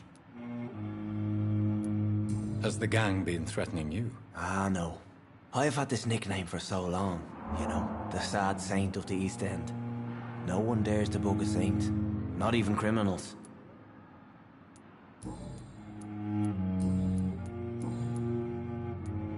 How do you feel, Mr. Hampton?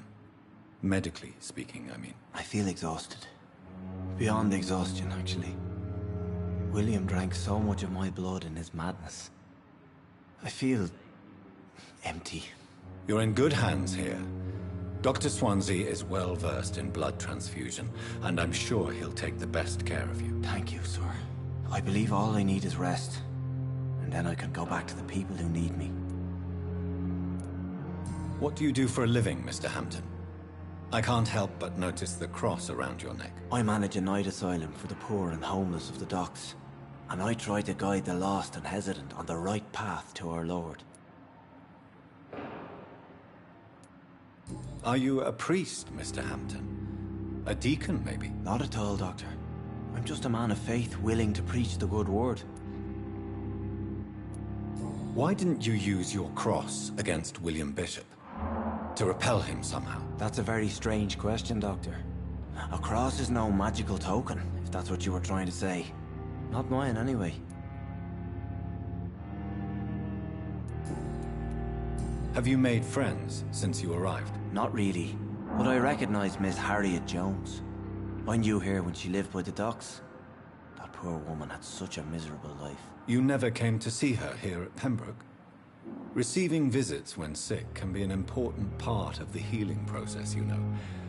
We're not just bodies. You're preaching to the converted now, Doctor. To be truly honest, I thought she was dead. She left the docks many months ago. Goodbye, Mr. Hampton. We'll talk again later. Damn. The pain. It's there again.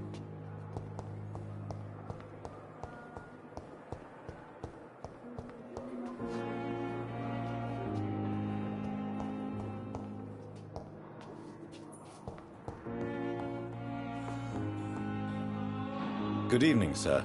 I'm Dr. Reed. I believe we're going to be colleagues. Reed? Yes, I've been informed about your arrival. I'm Waverly Ackroyd. Welcome aboard, I suppose. Does my arrival inconvenience you in some way, Dr. Ackroyd? Let us just say that I don't particularly share Dr. Swansey's enthusiasm for hiring you. What we need here are reliable professionals, not overrated dabblers.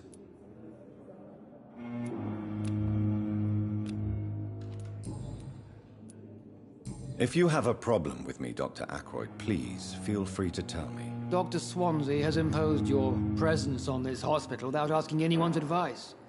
The benefit of his position. But I don't agree with it. I know we've never met before, but I believe this hospital could use all the help it can get. You will agree with that, I'm sure. Oh, but I have heard about you, Dr. Reed. Of course, you can't say the same about me, since I have not wasted my time courting the press.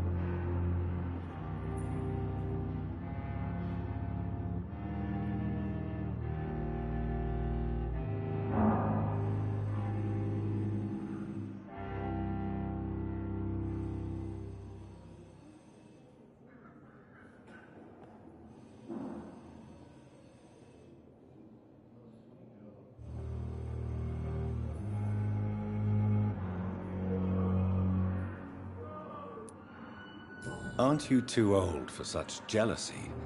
It really won't do you any good, you know. Don't be ridiculous, Dr. Reed. A simple glance is enough for me to know you have nothing for me to envy. Since your tenure in this hospital is longer than mine, perhaps you can tell me more about this place. Let's just say I'm tired of the carelessness around me. I have always respected the skills of Dr. Swansey, but over time, his enthusiasm has become displaced. Carelessness? Exactly what are you talking about? We're here to save lives. The people who trust us are not volunteering for experimentation. They're here to be healed. I don't intend to run any radical experiments, Doctor. Even if I, as any good practitioner should, express an interest in pushing the boundaries of medical research. Modern medical methods were created through audacity and ego. But there are rules in our line of work, and they're here to protect our patients.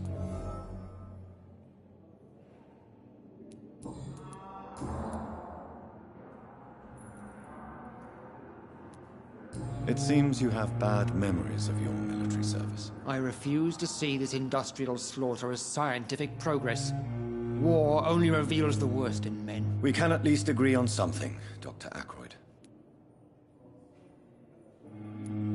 I don't know what you've heard about me, but I have already proved my value as a practitioner. I don't question your skills, Dr. Reed, but your motive.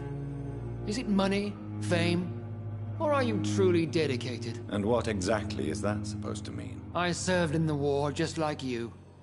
But unlike you, I did not use the wounded to play the modern sorcerer. Be careful what you insinuate, Dr. Ackroyd. I only want you to admit you used those men to improve your theories.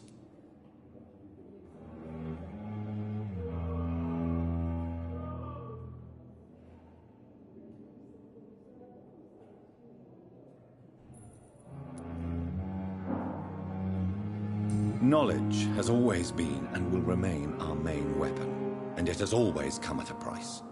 And personal initiative. It is not a question of initiative, it is a question of integrity. These men and women have put their faith in us, Dr. Reed. Thank you for your time. We'll talk later.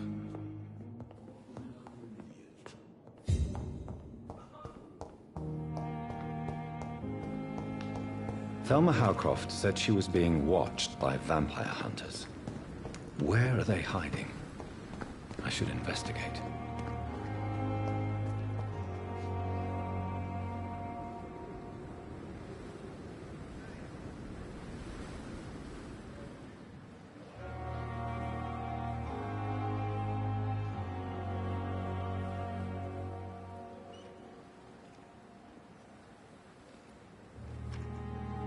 I'm sorry you ended up on a plain and cold medical bench, sir.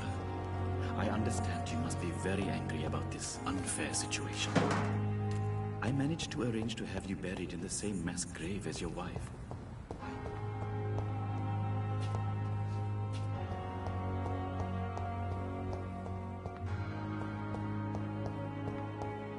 It's locked, all right.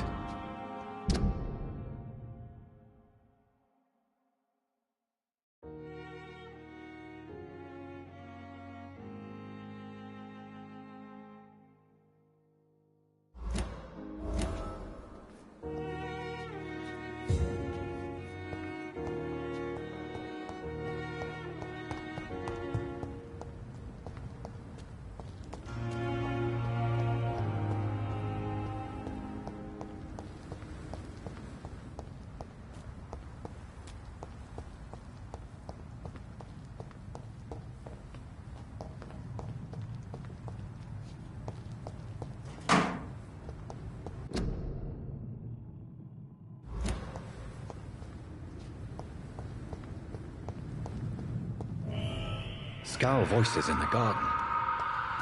I should investigate. If they were to find somebody...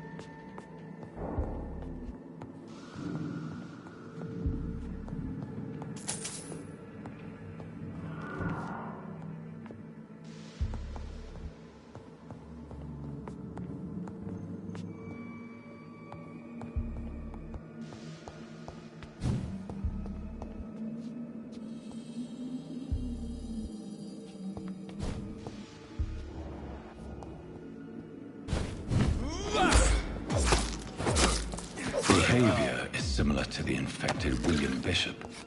Must be the same strain. This sickness moves faster than influenza.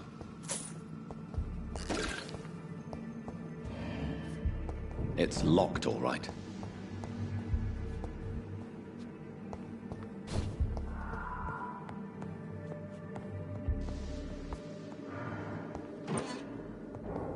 This key will surely grant me access to the basement.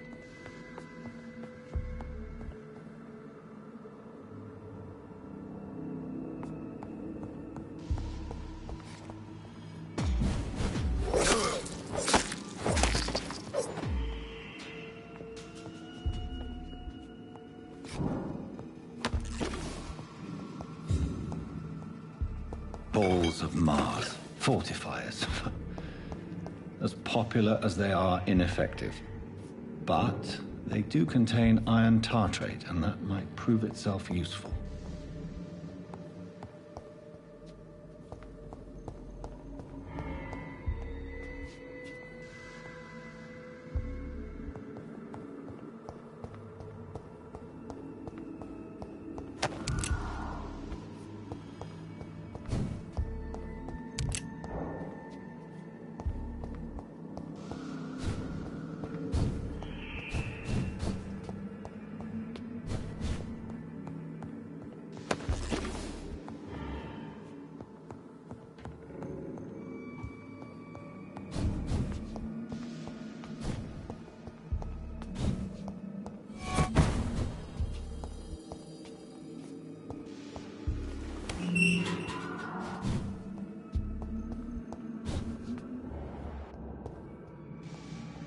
These scowls feed from corpses and the husks of animals.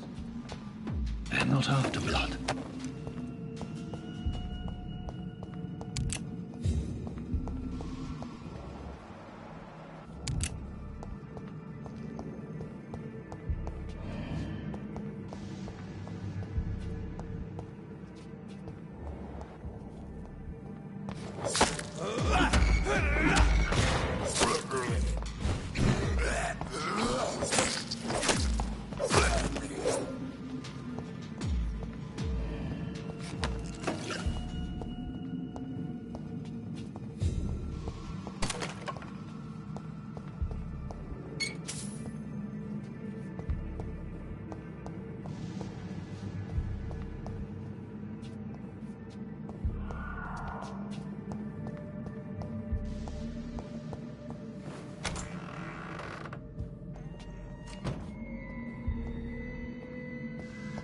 It's locked.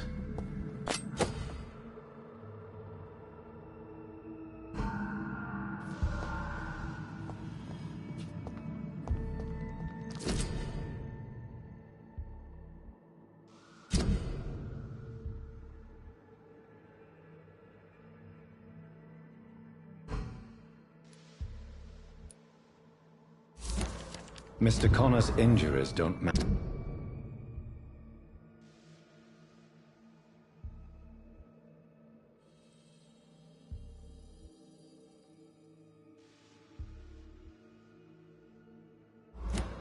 The report. I'd better look into this.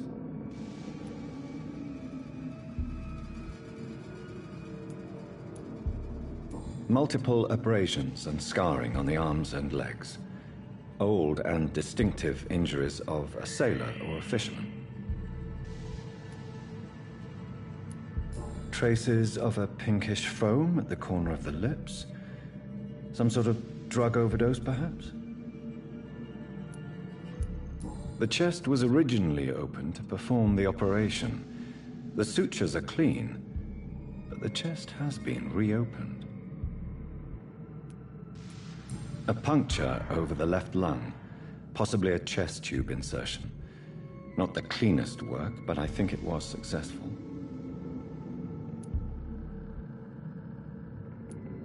Signs of internal bleeding. So, Dr. Tippett's anesthetics were incorrectly dosed, causing the patient's death. And then, he tried to operate on him again. Tippett has made an egregious error. It's time we talked.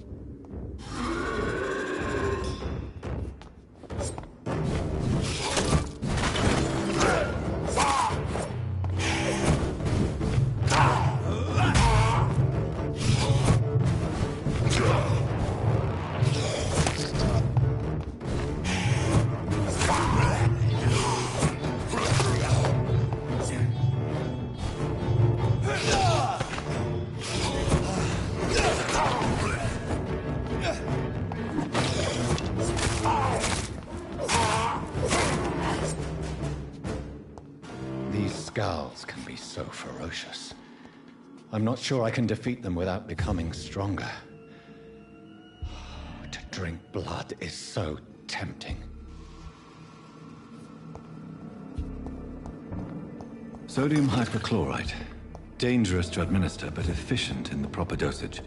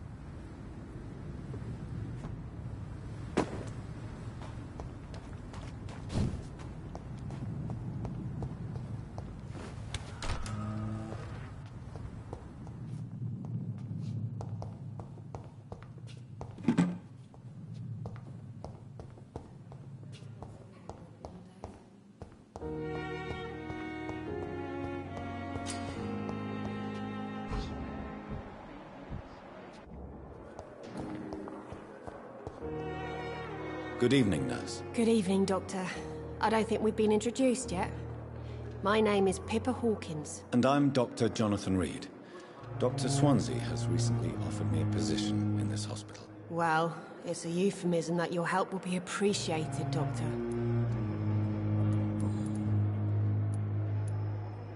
How long have you been a nurse? Well, long enough to see that the epidemic is winning. And no matter how qualified you are, don't tell me you'll change that.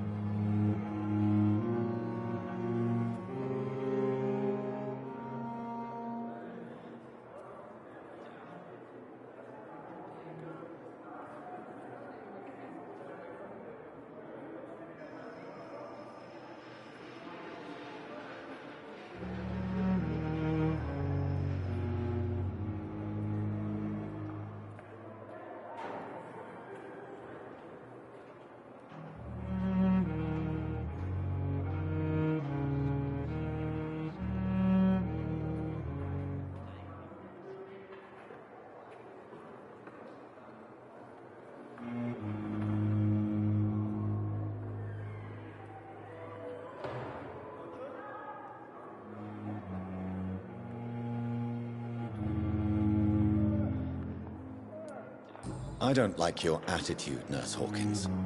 Pessimism can be as lethal as the epidemic in times like these. Sorry, Doctor. I don't want to sound bitter, but I'm just too tired to give a pep talk like Nurse Brannigan. How is the Pembroke staff coping with the epidemic? Well, not well. Milton, the ambulance driver, is even more grumpy than usual, especially concerning doctors. Why is Milton grumpy on a daily basis? Is it just an act? Milton's not the kind of man who's bothered about a bad reputation, whether he deserved it or not.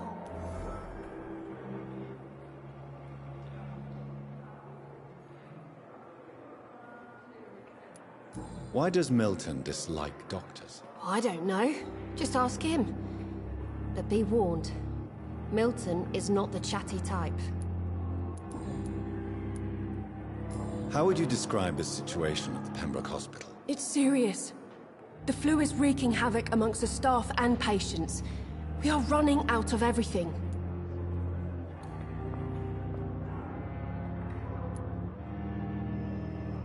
Nurse Hawkins, the Spanish flu won't last forever.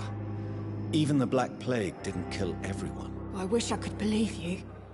But what if this epidemic was worse? What if in the end, nobody was spared? Nurse Hawkins, the Spanish... I wish I could...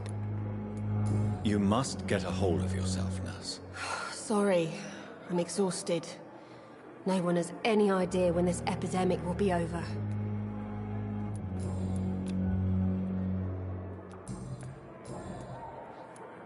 Pippa, are you sure you want to leave this hospital? To become a nurse was a little girl's dream. But in the end, I don't feel that useful. I want more. I want to make things change.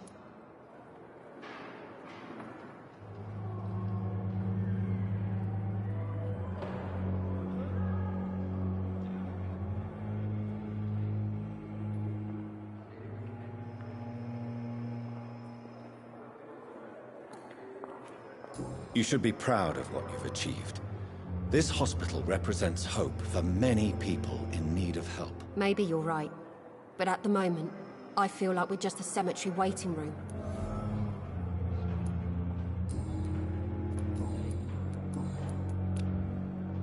Goodbye, Nurse Hawkins.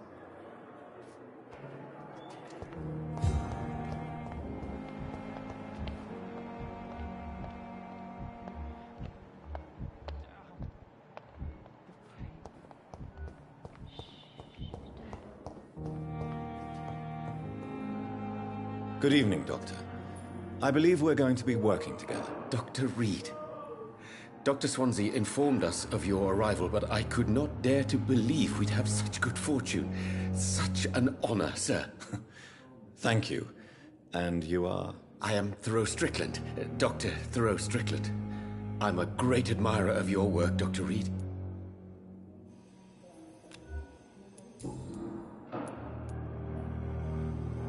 Please, could you tell me something about yourself? I'm a great admirer of your work concerning blood transfusion, Dr. Reed.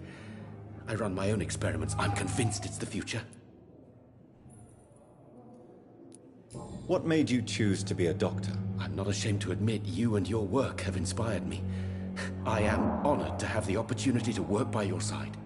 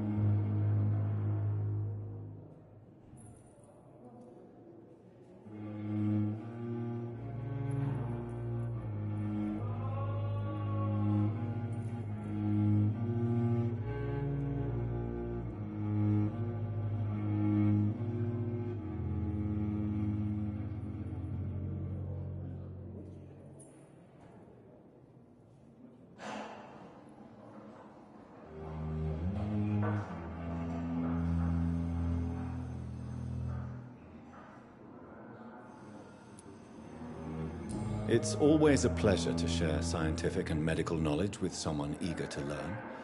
I'll be glad to help you if I can. This epidemic may be the century's most terrible disaster, but I'm convinced that we, as doctors, are the only ones able to defeat it. I based my technique on my mentor's research. He helped me perfect my method. What is yours? I'd rather not talk about it. For now, it's just theories and first approach. My process is purely experimental and unsuccessful. As long as you're cautious and methodical, you may remain empty-handed, but you won't fail. You're not the first one to warn me, but I am convinced knowledge is the main weapon against the ravages of this epidemic.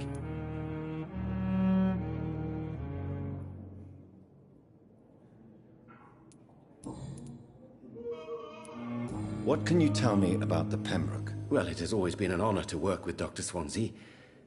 But with your arrival, I can't think of a better opportunity to learn about blood transfusion.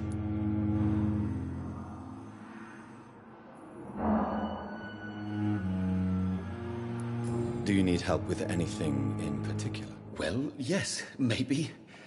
I'm waiting for a batch of products I ordered for my personal research, yet my supplier seems to have vanished. Do you want me to play the errand boy for you? Oh no, Dr. Reed. But if you went personally to his shop, what with your reputation and all, he wouldn't dare to refuse the products I need. I see. Well, give me the address, for I may pass by if I have time. You seem quite optimistic.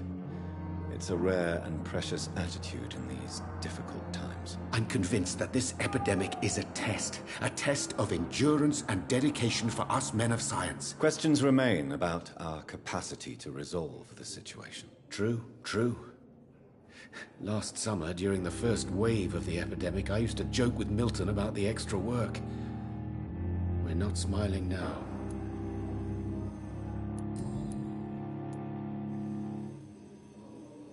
What do you think of Dr. Ackroyd's aversion to modern medical methods? It's a shame he's so narrow-minded.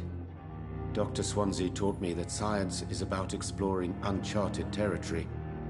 I'm convinced that's true. With the influenza and all that's going on, you should put your differences aside, don't you think?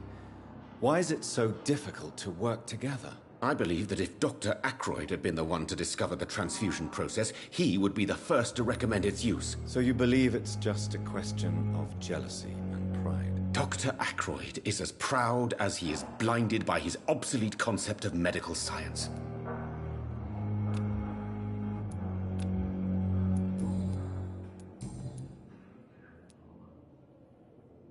Tell me more about your willingness to experiment with new medical techniques. Harvey Fiddick is a patient suffering from a severe injury that could cripple him if not treated correctly. I'm convinced your blood transfusion technique could help him. What is it you really want? To save him, or to prove your point? Fair question.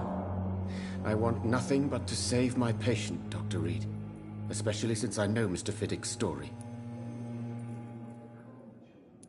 Tell me Mr. Fiddick's story. Our first diagnosis was compromised because Mr. Fiddick lied to us about the real origin of his injury.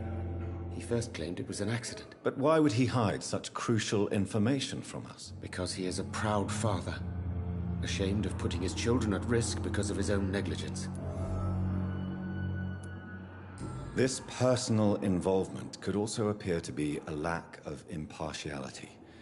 You must know that a good surgeon must remain neutral. I agree. But that does not excuse Dr. Ackroyd's behavior. A man who did not even take time to converse with his patient. Do you think keeping his distance was a mistake? All I know is that I'm taking care of human beings with desires, hopes, and fears. Not some biological machine comprised of blood, bones, and flesh.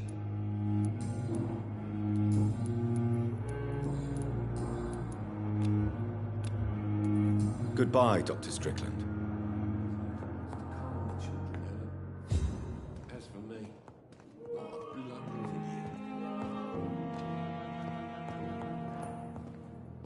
Good evening, sir. I'm Dr. Reed. May I help you? I don't know if a third opinion is needed. Your colleagues are already arguing about my condition. I see. Would you mind telling me more about your situation? I'm Harvey Fiddick. All I want is to get me bloody arm fixed properly. Tell me about the doctors who are arguing about your case. Strickland and Ackroyd. They both want the best for me, but there's a lot of pride there. Doctors are no different from carpenters, it seems. What do you mean? I often had professional arguments with rivals on a building site. Difference is I disagreed about wood and nails, not flesh and bones.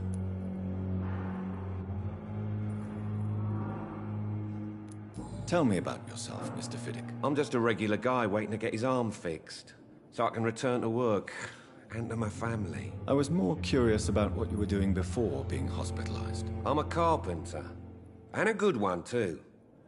But that means I need both arms to feed my family, Dr. Reed. Are you satisfied with your treatment here? Well, it's clear that I've chosen a bad time to be injured. Forgive my bluntness, but you seem overwhelmed by cases of the flu. I won't lie to you about it. I'm afraid we are. Are you sure you don't want to operate yourself, Dr. Reed?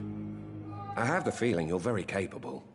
And your colleagues seem to think so too. In other circumstances, you would be right. But for now, I don't think I can take on the responsibility. My apologies. Tell me about your injury, Harvey. Why do you feel so guilty about it? My wife died because of me. And now I may lose everything because I've been careless enough to hurt myself. What an arsehole. How could your job be responsible for your wife's death? I was working a double. She went out to bring me a hot meal and got caught in a German bomb raid.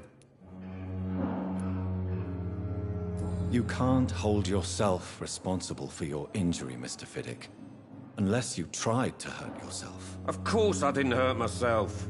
But I can't work until my arm is fixed. My children need to eat, Doctor.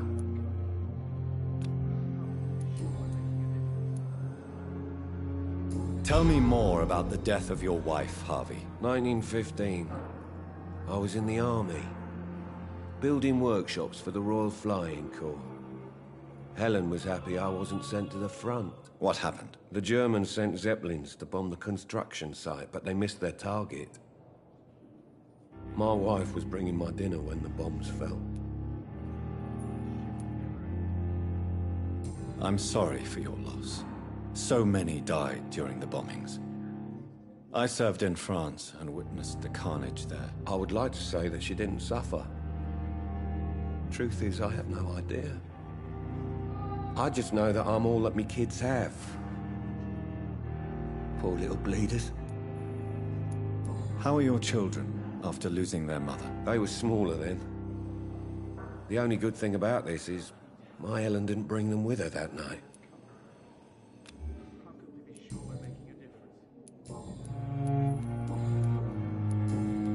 Goodbye for now, Mr. Fiddick. I'll see you later. Oh, my children, Helen. As for me, Good evening, sir. I'm an idiot. Finally, you've returned, Doctor. Did you find anything of value? Yes, nurse. You've worked your first miracle, Doctor. Now, this patient here needs immediate treatment. Duty calls. When the storm has passed, I'll show you how to mix the remedy yourself with the same basic ingredients. Many thanks, Doctor. When you've finished, you ought to report to Dr. Swansea in his office. He's been looking for you. Seemed pressing.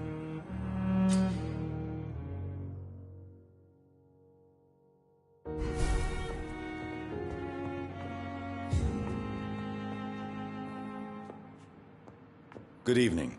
I'm Dr. Reed. Can I help at all? No. Really? Why are you here, then? I don't want to talk. My throat hurts too much. I suppose that this pain is the reason you're here. Is someone taking care of you? Yes. And no. Could you at least tell me your name, sir? Mortimer. Mortimer Goswick.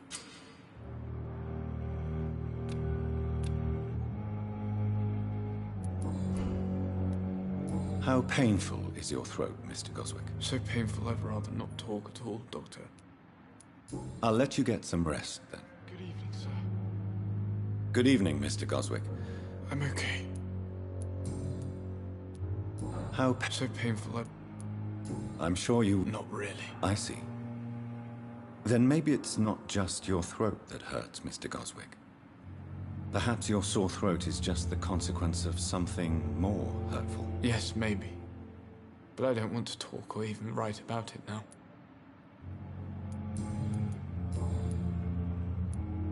Tell me about yourself, Mr. Goswick. I don't want to talk, Doctor.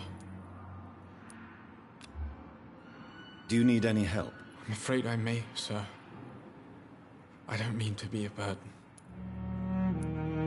You are not a burden, sir. Healing you is my responsibility. And you have my gratitude for that. I have to go now, sir. But don't hesitate to contact me if you need any help. I'm all right. Don't waste your time with me. Good evening, madam. Can I help you? It's my son who needs you, sir. I'm Dr. Jonathan Reed. How can I help your son? I'm Beatrice Goswick, mother of Mortimer Goswick. Could you check on him, please, Dr. Reed? I've heard much of your talents as a physician. What do you think of your reception here? Any complaints? I have had the uttermost reservations about this hospital since we arrived. But we had no other choice, considering the state of emergency. Is there something in particular that's bothering you? Some of the staff were not especially welcoming. I suspect they're not accustomed to dealing with patients of such social standing. Tell me more about your arrival at the Pembroke Hospital. What gave you such a bad first impression? The ambulance driver was quite rude, for a start. And that nurse, Miss Hawkins, seems to have quite a dubious attitude. What do you mean? She managed to secure a bed for my son despite the epidemic. It was a relief, but it wasn't cheap. I share your concern, Mrs. Goswick. Be sure that I'll talk to the people involved. I don't expect compensation, Dr. Reed. But I'm aware such behavior would not be tolerated in other hospitals. She charged you for a bed? Yes, and I paid without question, considering the urgency of the situation. What can you tell me about yourself, Mrs. Goswick? Not much to say. Just take care of my Mortimer and I'll cover all the expenses. That's all that matters. Are you really that rich? Most of the patients here are of a more humble origin, if I may say so. Yes, thanks to my husband. May he rest in peace. I can cover any needed medical expenses. May I ask if you have an occupation, Mrs. Goswick? I'm a teacher by profession. I teach young women who are more ambitious about their futures than their families.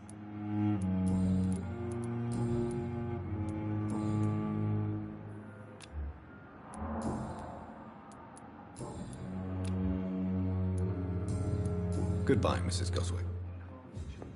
This shift never has for me. What a blundering idiot.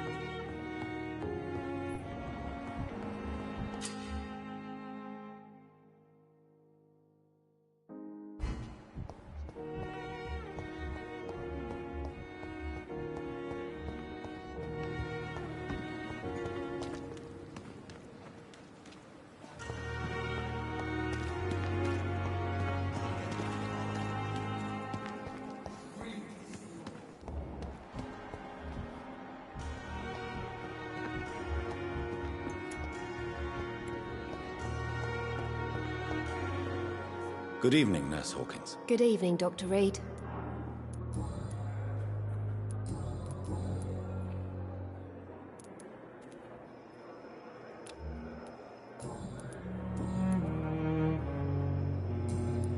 Goodbye, Nurse Hawkins. I thought last summer's epidemic was difficult. Good evening, Milton. Good evening, Doctor. Still trying to save lives? Why do you have such a mediocre reputation among your colleagues, Milton? Fuck them. Nobody knows the horrors I've seen since working here. This city was sick long before the epidemic, Dr. Reed. I know it's a difficult task, but correct me if I'm wrong. Is this not the job you are paid to do? I've seen babies left to die while their brothers were properly fed. Underage girls and boys sold to all manner of perverts. I'm sorry, I don't know what to say. Yeah, exactly. We lack words. So excuse me if I don't look on the bright side of life.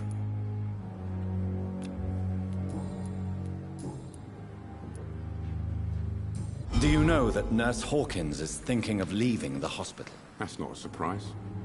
We've talked about it already. Does it not bother you? Sometimes I think she may be right. We should run away while we can. Question is, where can we go? Where is it safe? I have some good news, Milton. What? The epidemic's over? I retrieved your wallet, with all the money, and a certain picture. Well, yeah, Pippa Hawkins is my girl. So what? Is it the difference of skin color that bothers you? Not at all, Milton. Good. Please, take this money anyway. To remind you to keep your mouth shut. Not everybody is as broad-minded as you, Dr. Reed.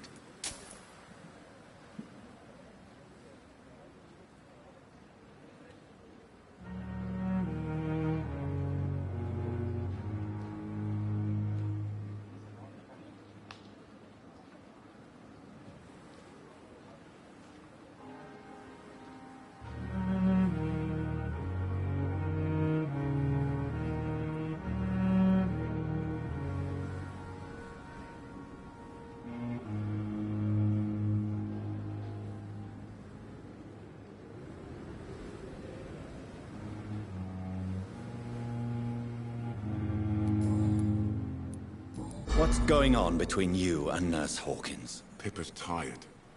Tired of all this shit. Tired of all those corpses piling up. She's as depressed as I am.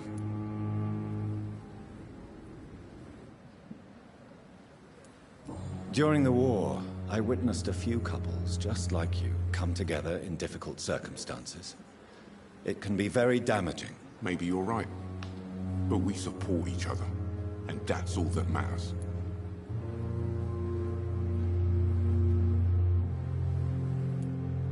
You do realize you could both get fired. Hospital staff are not meant to have intimate relationships with one another. Come on, Dr. Reed. Do you know how many rules are broken in this hospital every day just to keep it running? There's nothing wrong with what we're doing.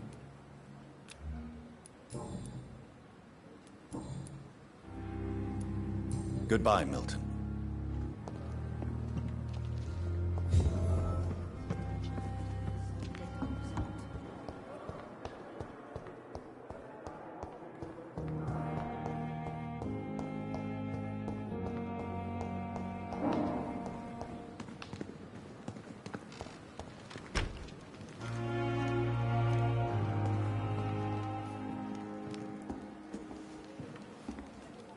tomorrow. Good evening. Always a pleasure to meet a colleague, sir. Especially when he was supposedly dead. A colleague? Are you a doctor too? Not anymore, sir. I used to be Dr. Rakesh Chadana. Now, I'm just Mr. Chadana, pawnbroker and humble guardian of this morgue. What do you mean, you used to be a doctor? Was your license revoked? No, sir. It is just that I like to be precise. I run a little pawn shop while taking care of the dead. But I used to be a real doctor. Are you afraid or uneasy being surrounded by so many corpses? Why should I? These bodies are empty vessels. Flesh left to decay. Poof. No soul anymore. All gone. An interesting point of view. And quite an exotic one, too. Most people fear, or at least have a respect, for dead flesh. Sir, as a medic during the war, I learned to face my death and the death of others. It's the pain we have to tame, not death itself. How did you get this job? After I left the army, I worked as an undertaker down by the docks. A dangerous place with many an unpleasant business there. Milton Hooks helped me get a job here.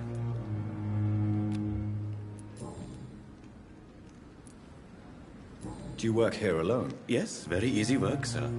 All I have to do is watch a few bodies. The situation was very different when the main morgue was still open. Why do you have to watch these bodies? Because these poor fellows have no names. We keep them in case someone comes looking for the missing. Sadly, very rarely happens. Why close the hospital's main morgue? It was for sanitary reasons after the beginning of the epidemic. Cadavers had to be moved to the nearest mass grave. Have we met before? I don't think so, sir. Why? When we first talked, you said you were glad to meet me since I was reported dead. A funny story, sir. Your sister came here a few nights ago. You were missing, and she was looking for your body. She must be very relieved now. A pawnbroker? I expect you get all types of people here. Yes, sir. All kind of people. For I sell all kind of goods. What kind of goods? With the quarantine, it's not always easy to buy things. So I trade. I exchange. Some people sell, some others buy. I like to help. Who comes here to trade with you? It's very unhygienic, even unsafe. Diseases can spread. For the customers, for the hospital. I'm very cautious, sir. I've been a doctor, remember? And all my clients are good people. In fact, I think I only know good people. Since you're not afraid of dying, do you believe in life after death, Rakesh? No. I believe we must do all the good we can while alive. For our time is short, and the obstacles are endless. Do you think you would enjoy immortality as a concept? I don't think so. Don't mistake me. I love life, and I'd like to live a long life. But everything has to decay, sir. Even goodwill. Do you really believe goodwill cannot last? As I said, sir, everything decays. If I was to never die, goodness, I would be bored or worse. And I like to be helpful, sir. Quite depressing, wouldn't you say? Yes, but the good news is, we'll all die before losing our humanity, sir.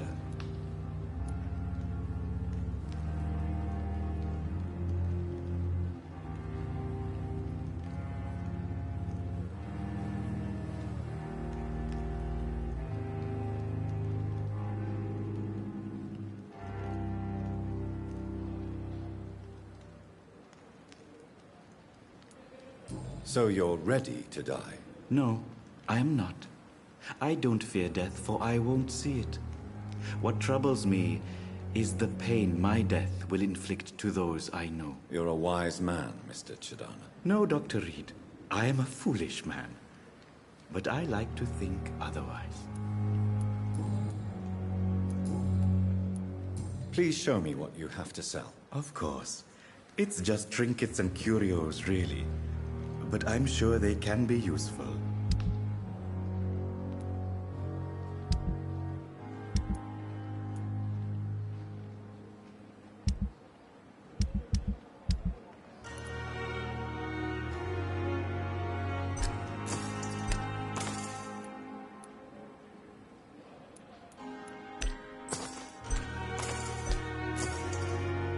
Tomorrow, more bodies will arrive, and then, sadly, I wouldn't touch the trail.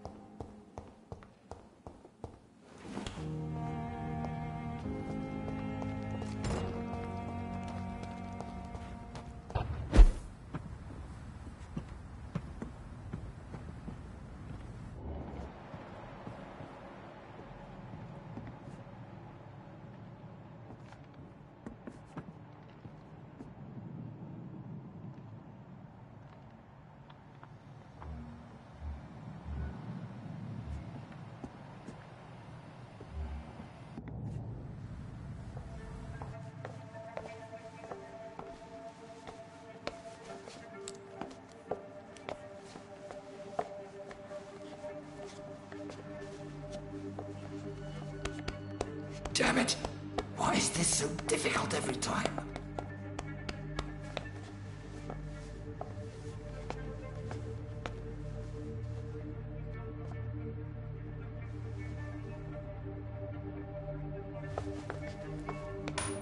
That is better.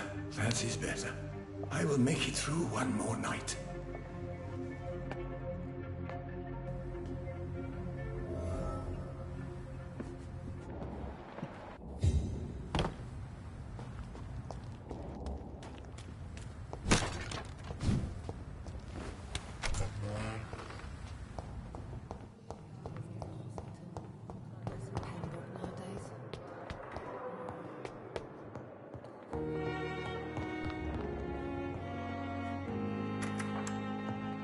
Please, Jonathan, come in. Fascinating, is it not? In the last decade, so many mysteries have been brought to light with our microscopes. The human body, biology's penultimate frontier. The more we explore its boundaries, the less we're able to trace a clear line between life and death. You, my friend, have a foot in both countries. The view must be vertiginous. It's at least as vertiginous as chatting about vampires with you, I would say. This must be all so new to you. This area of town, the hospital, a brand new life. How stimulating it must be. I wish I could share your enthusiasm, Dr. Swansea, but my condition defies scientific categorization. Undead? Unalive? Immortality defies logic. I cannot express my thrill at this serendipitous turn of events. The world's most eminent specialist in blood transfusions, a vampire. One might say a gift from heaven.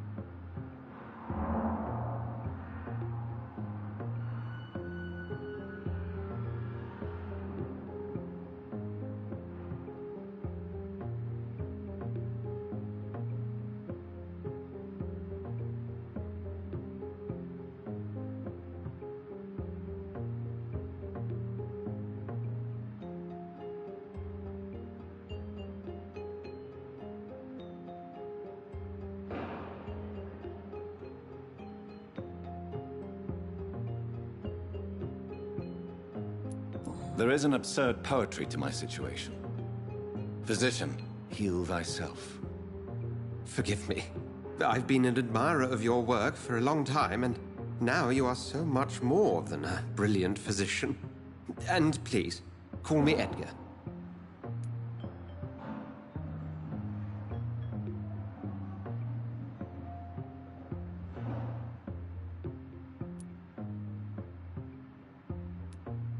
I'm not some doe-eyed student, Edgar.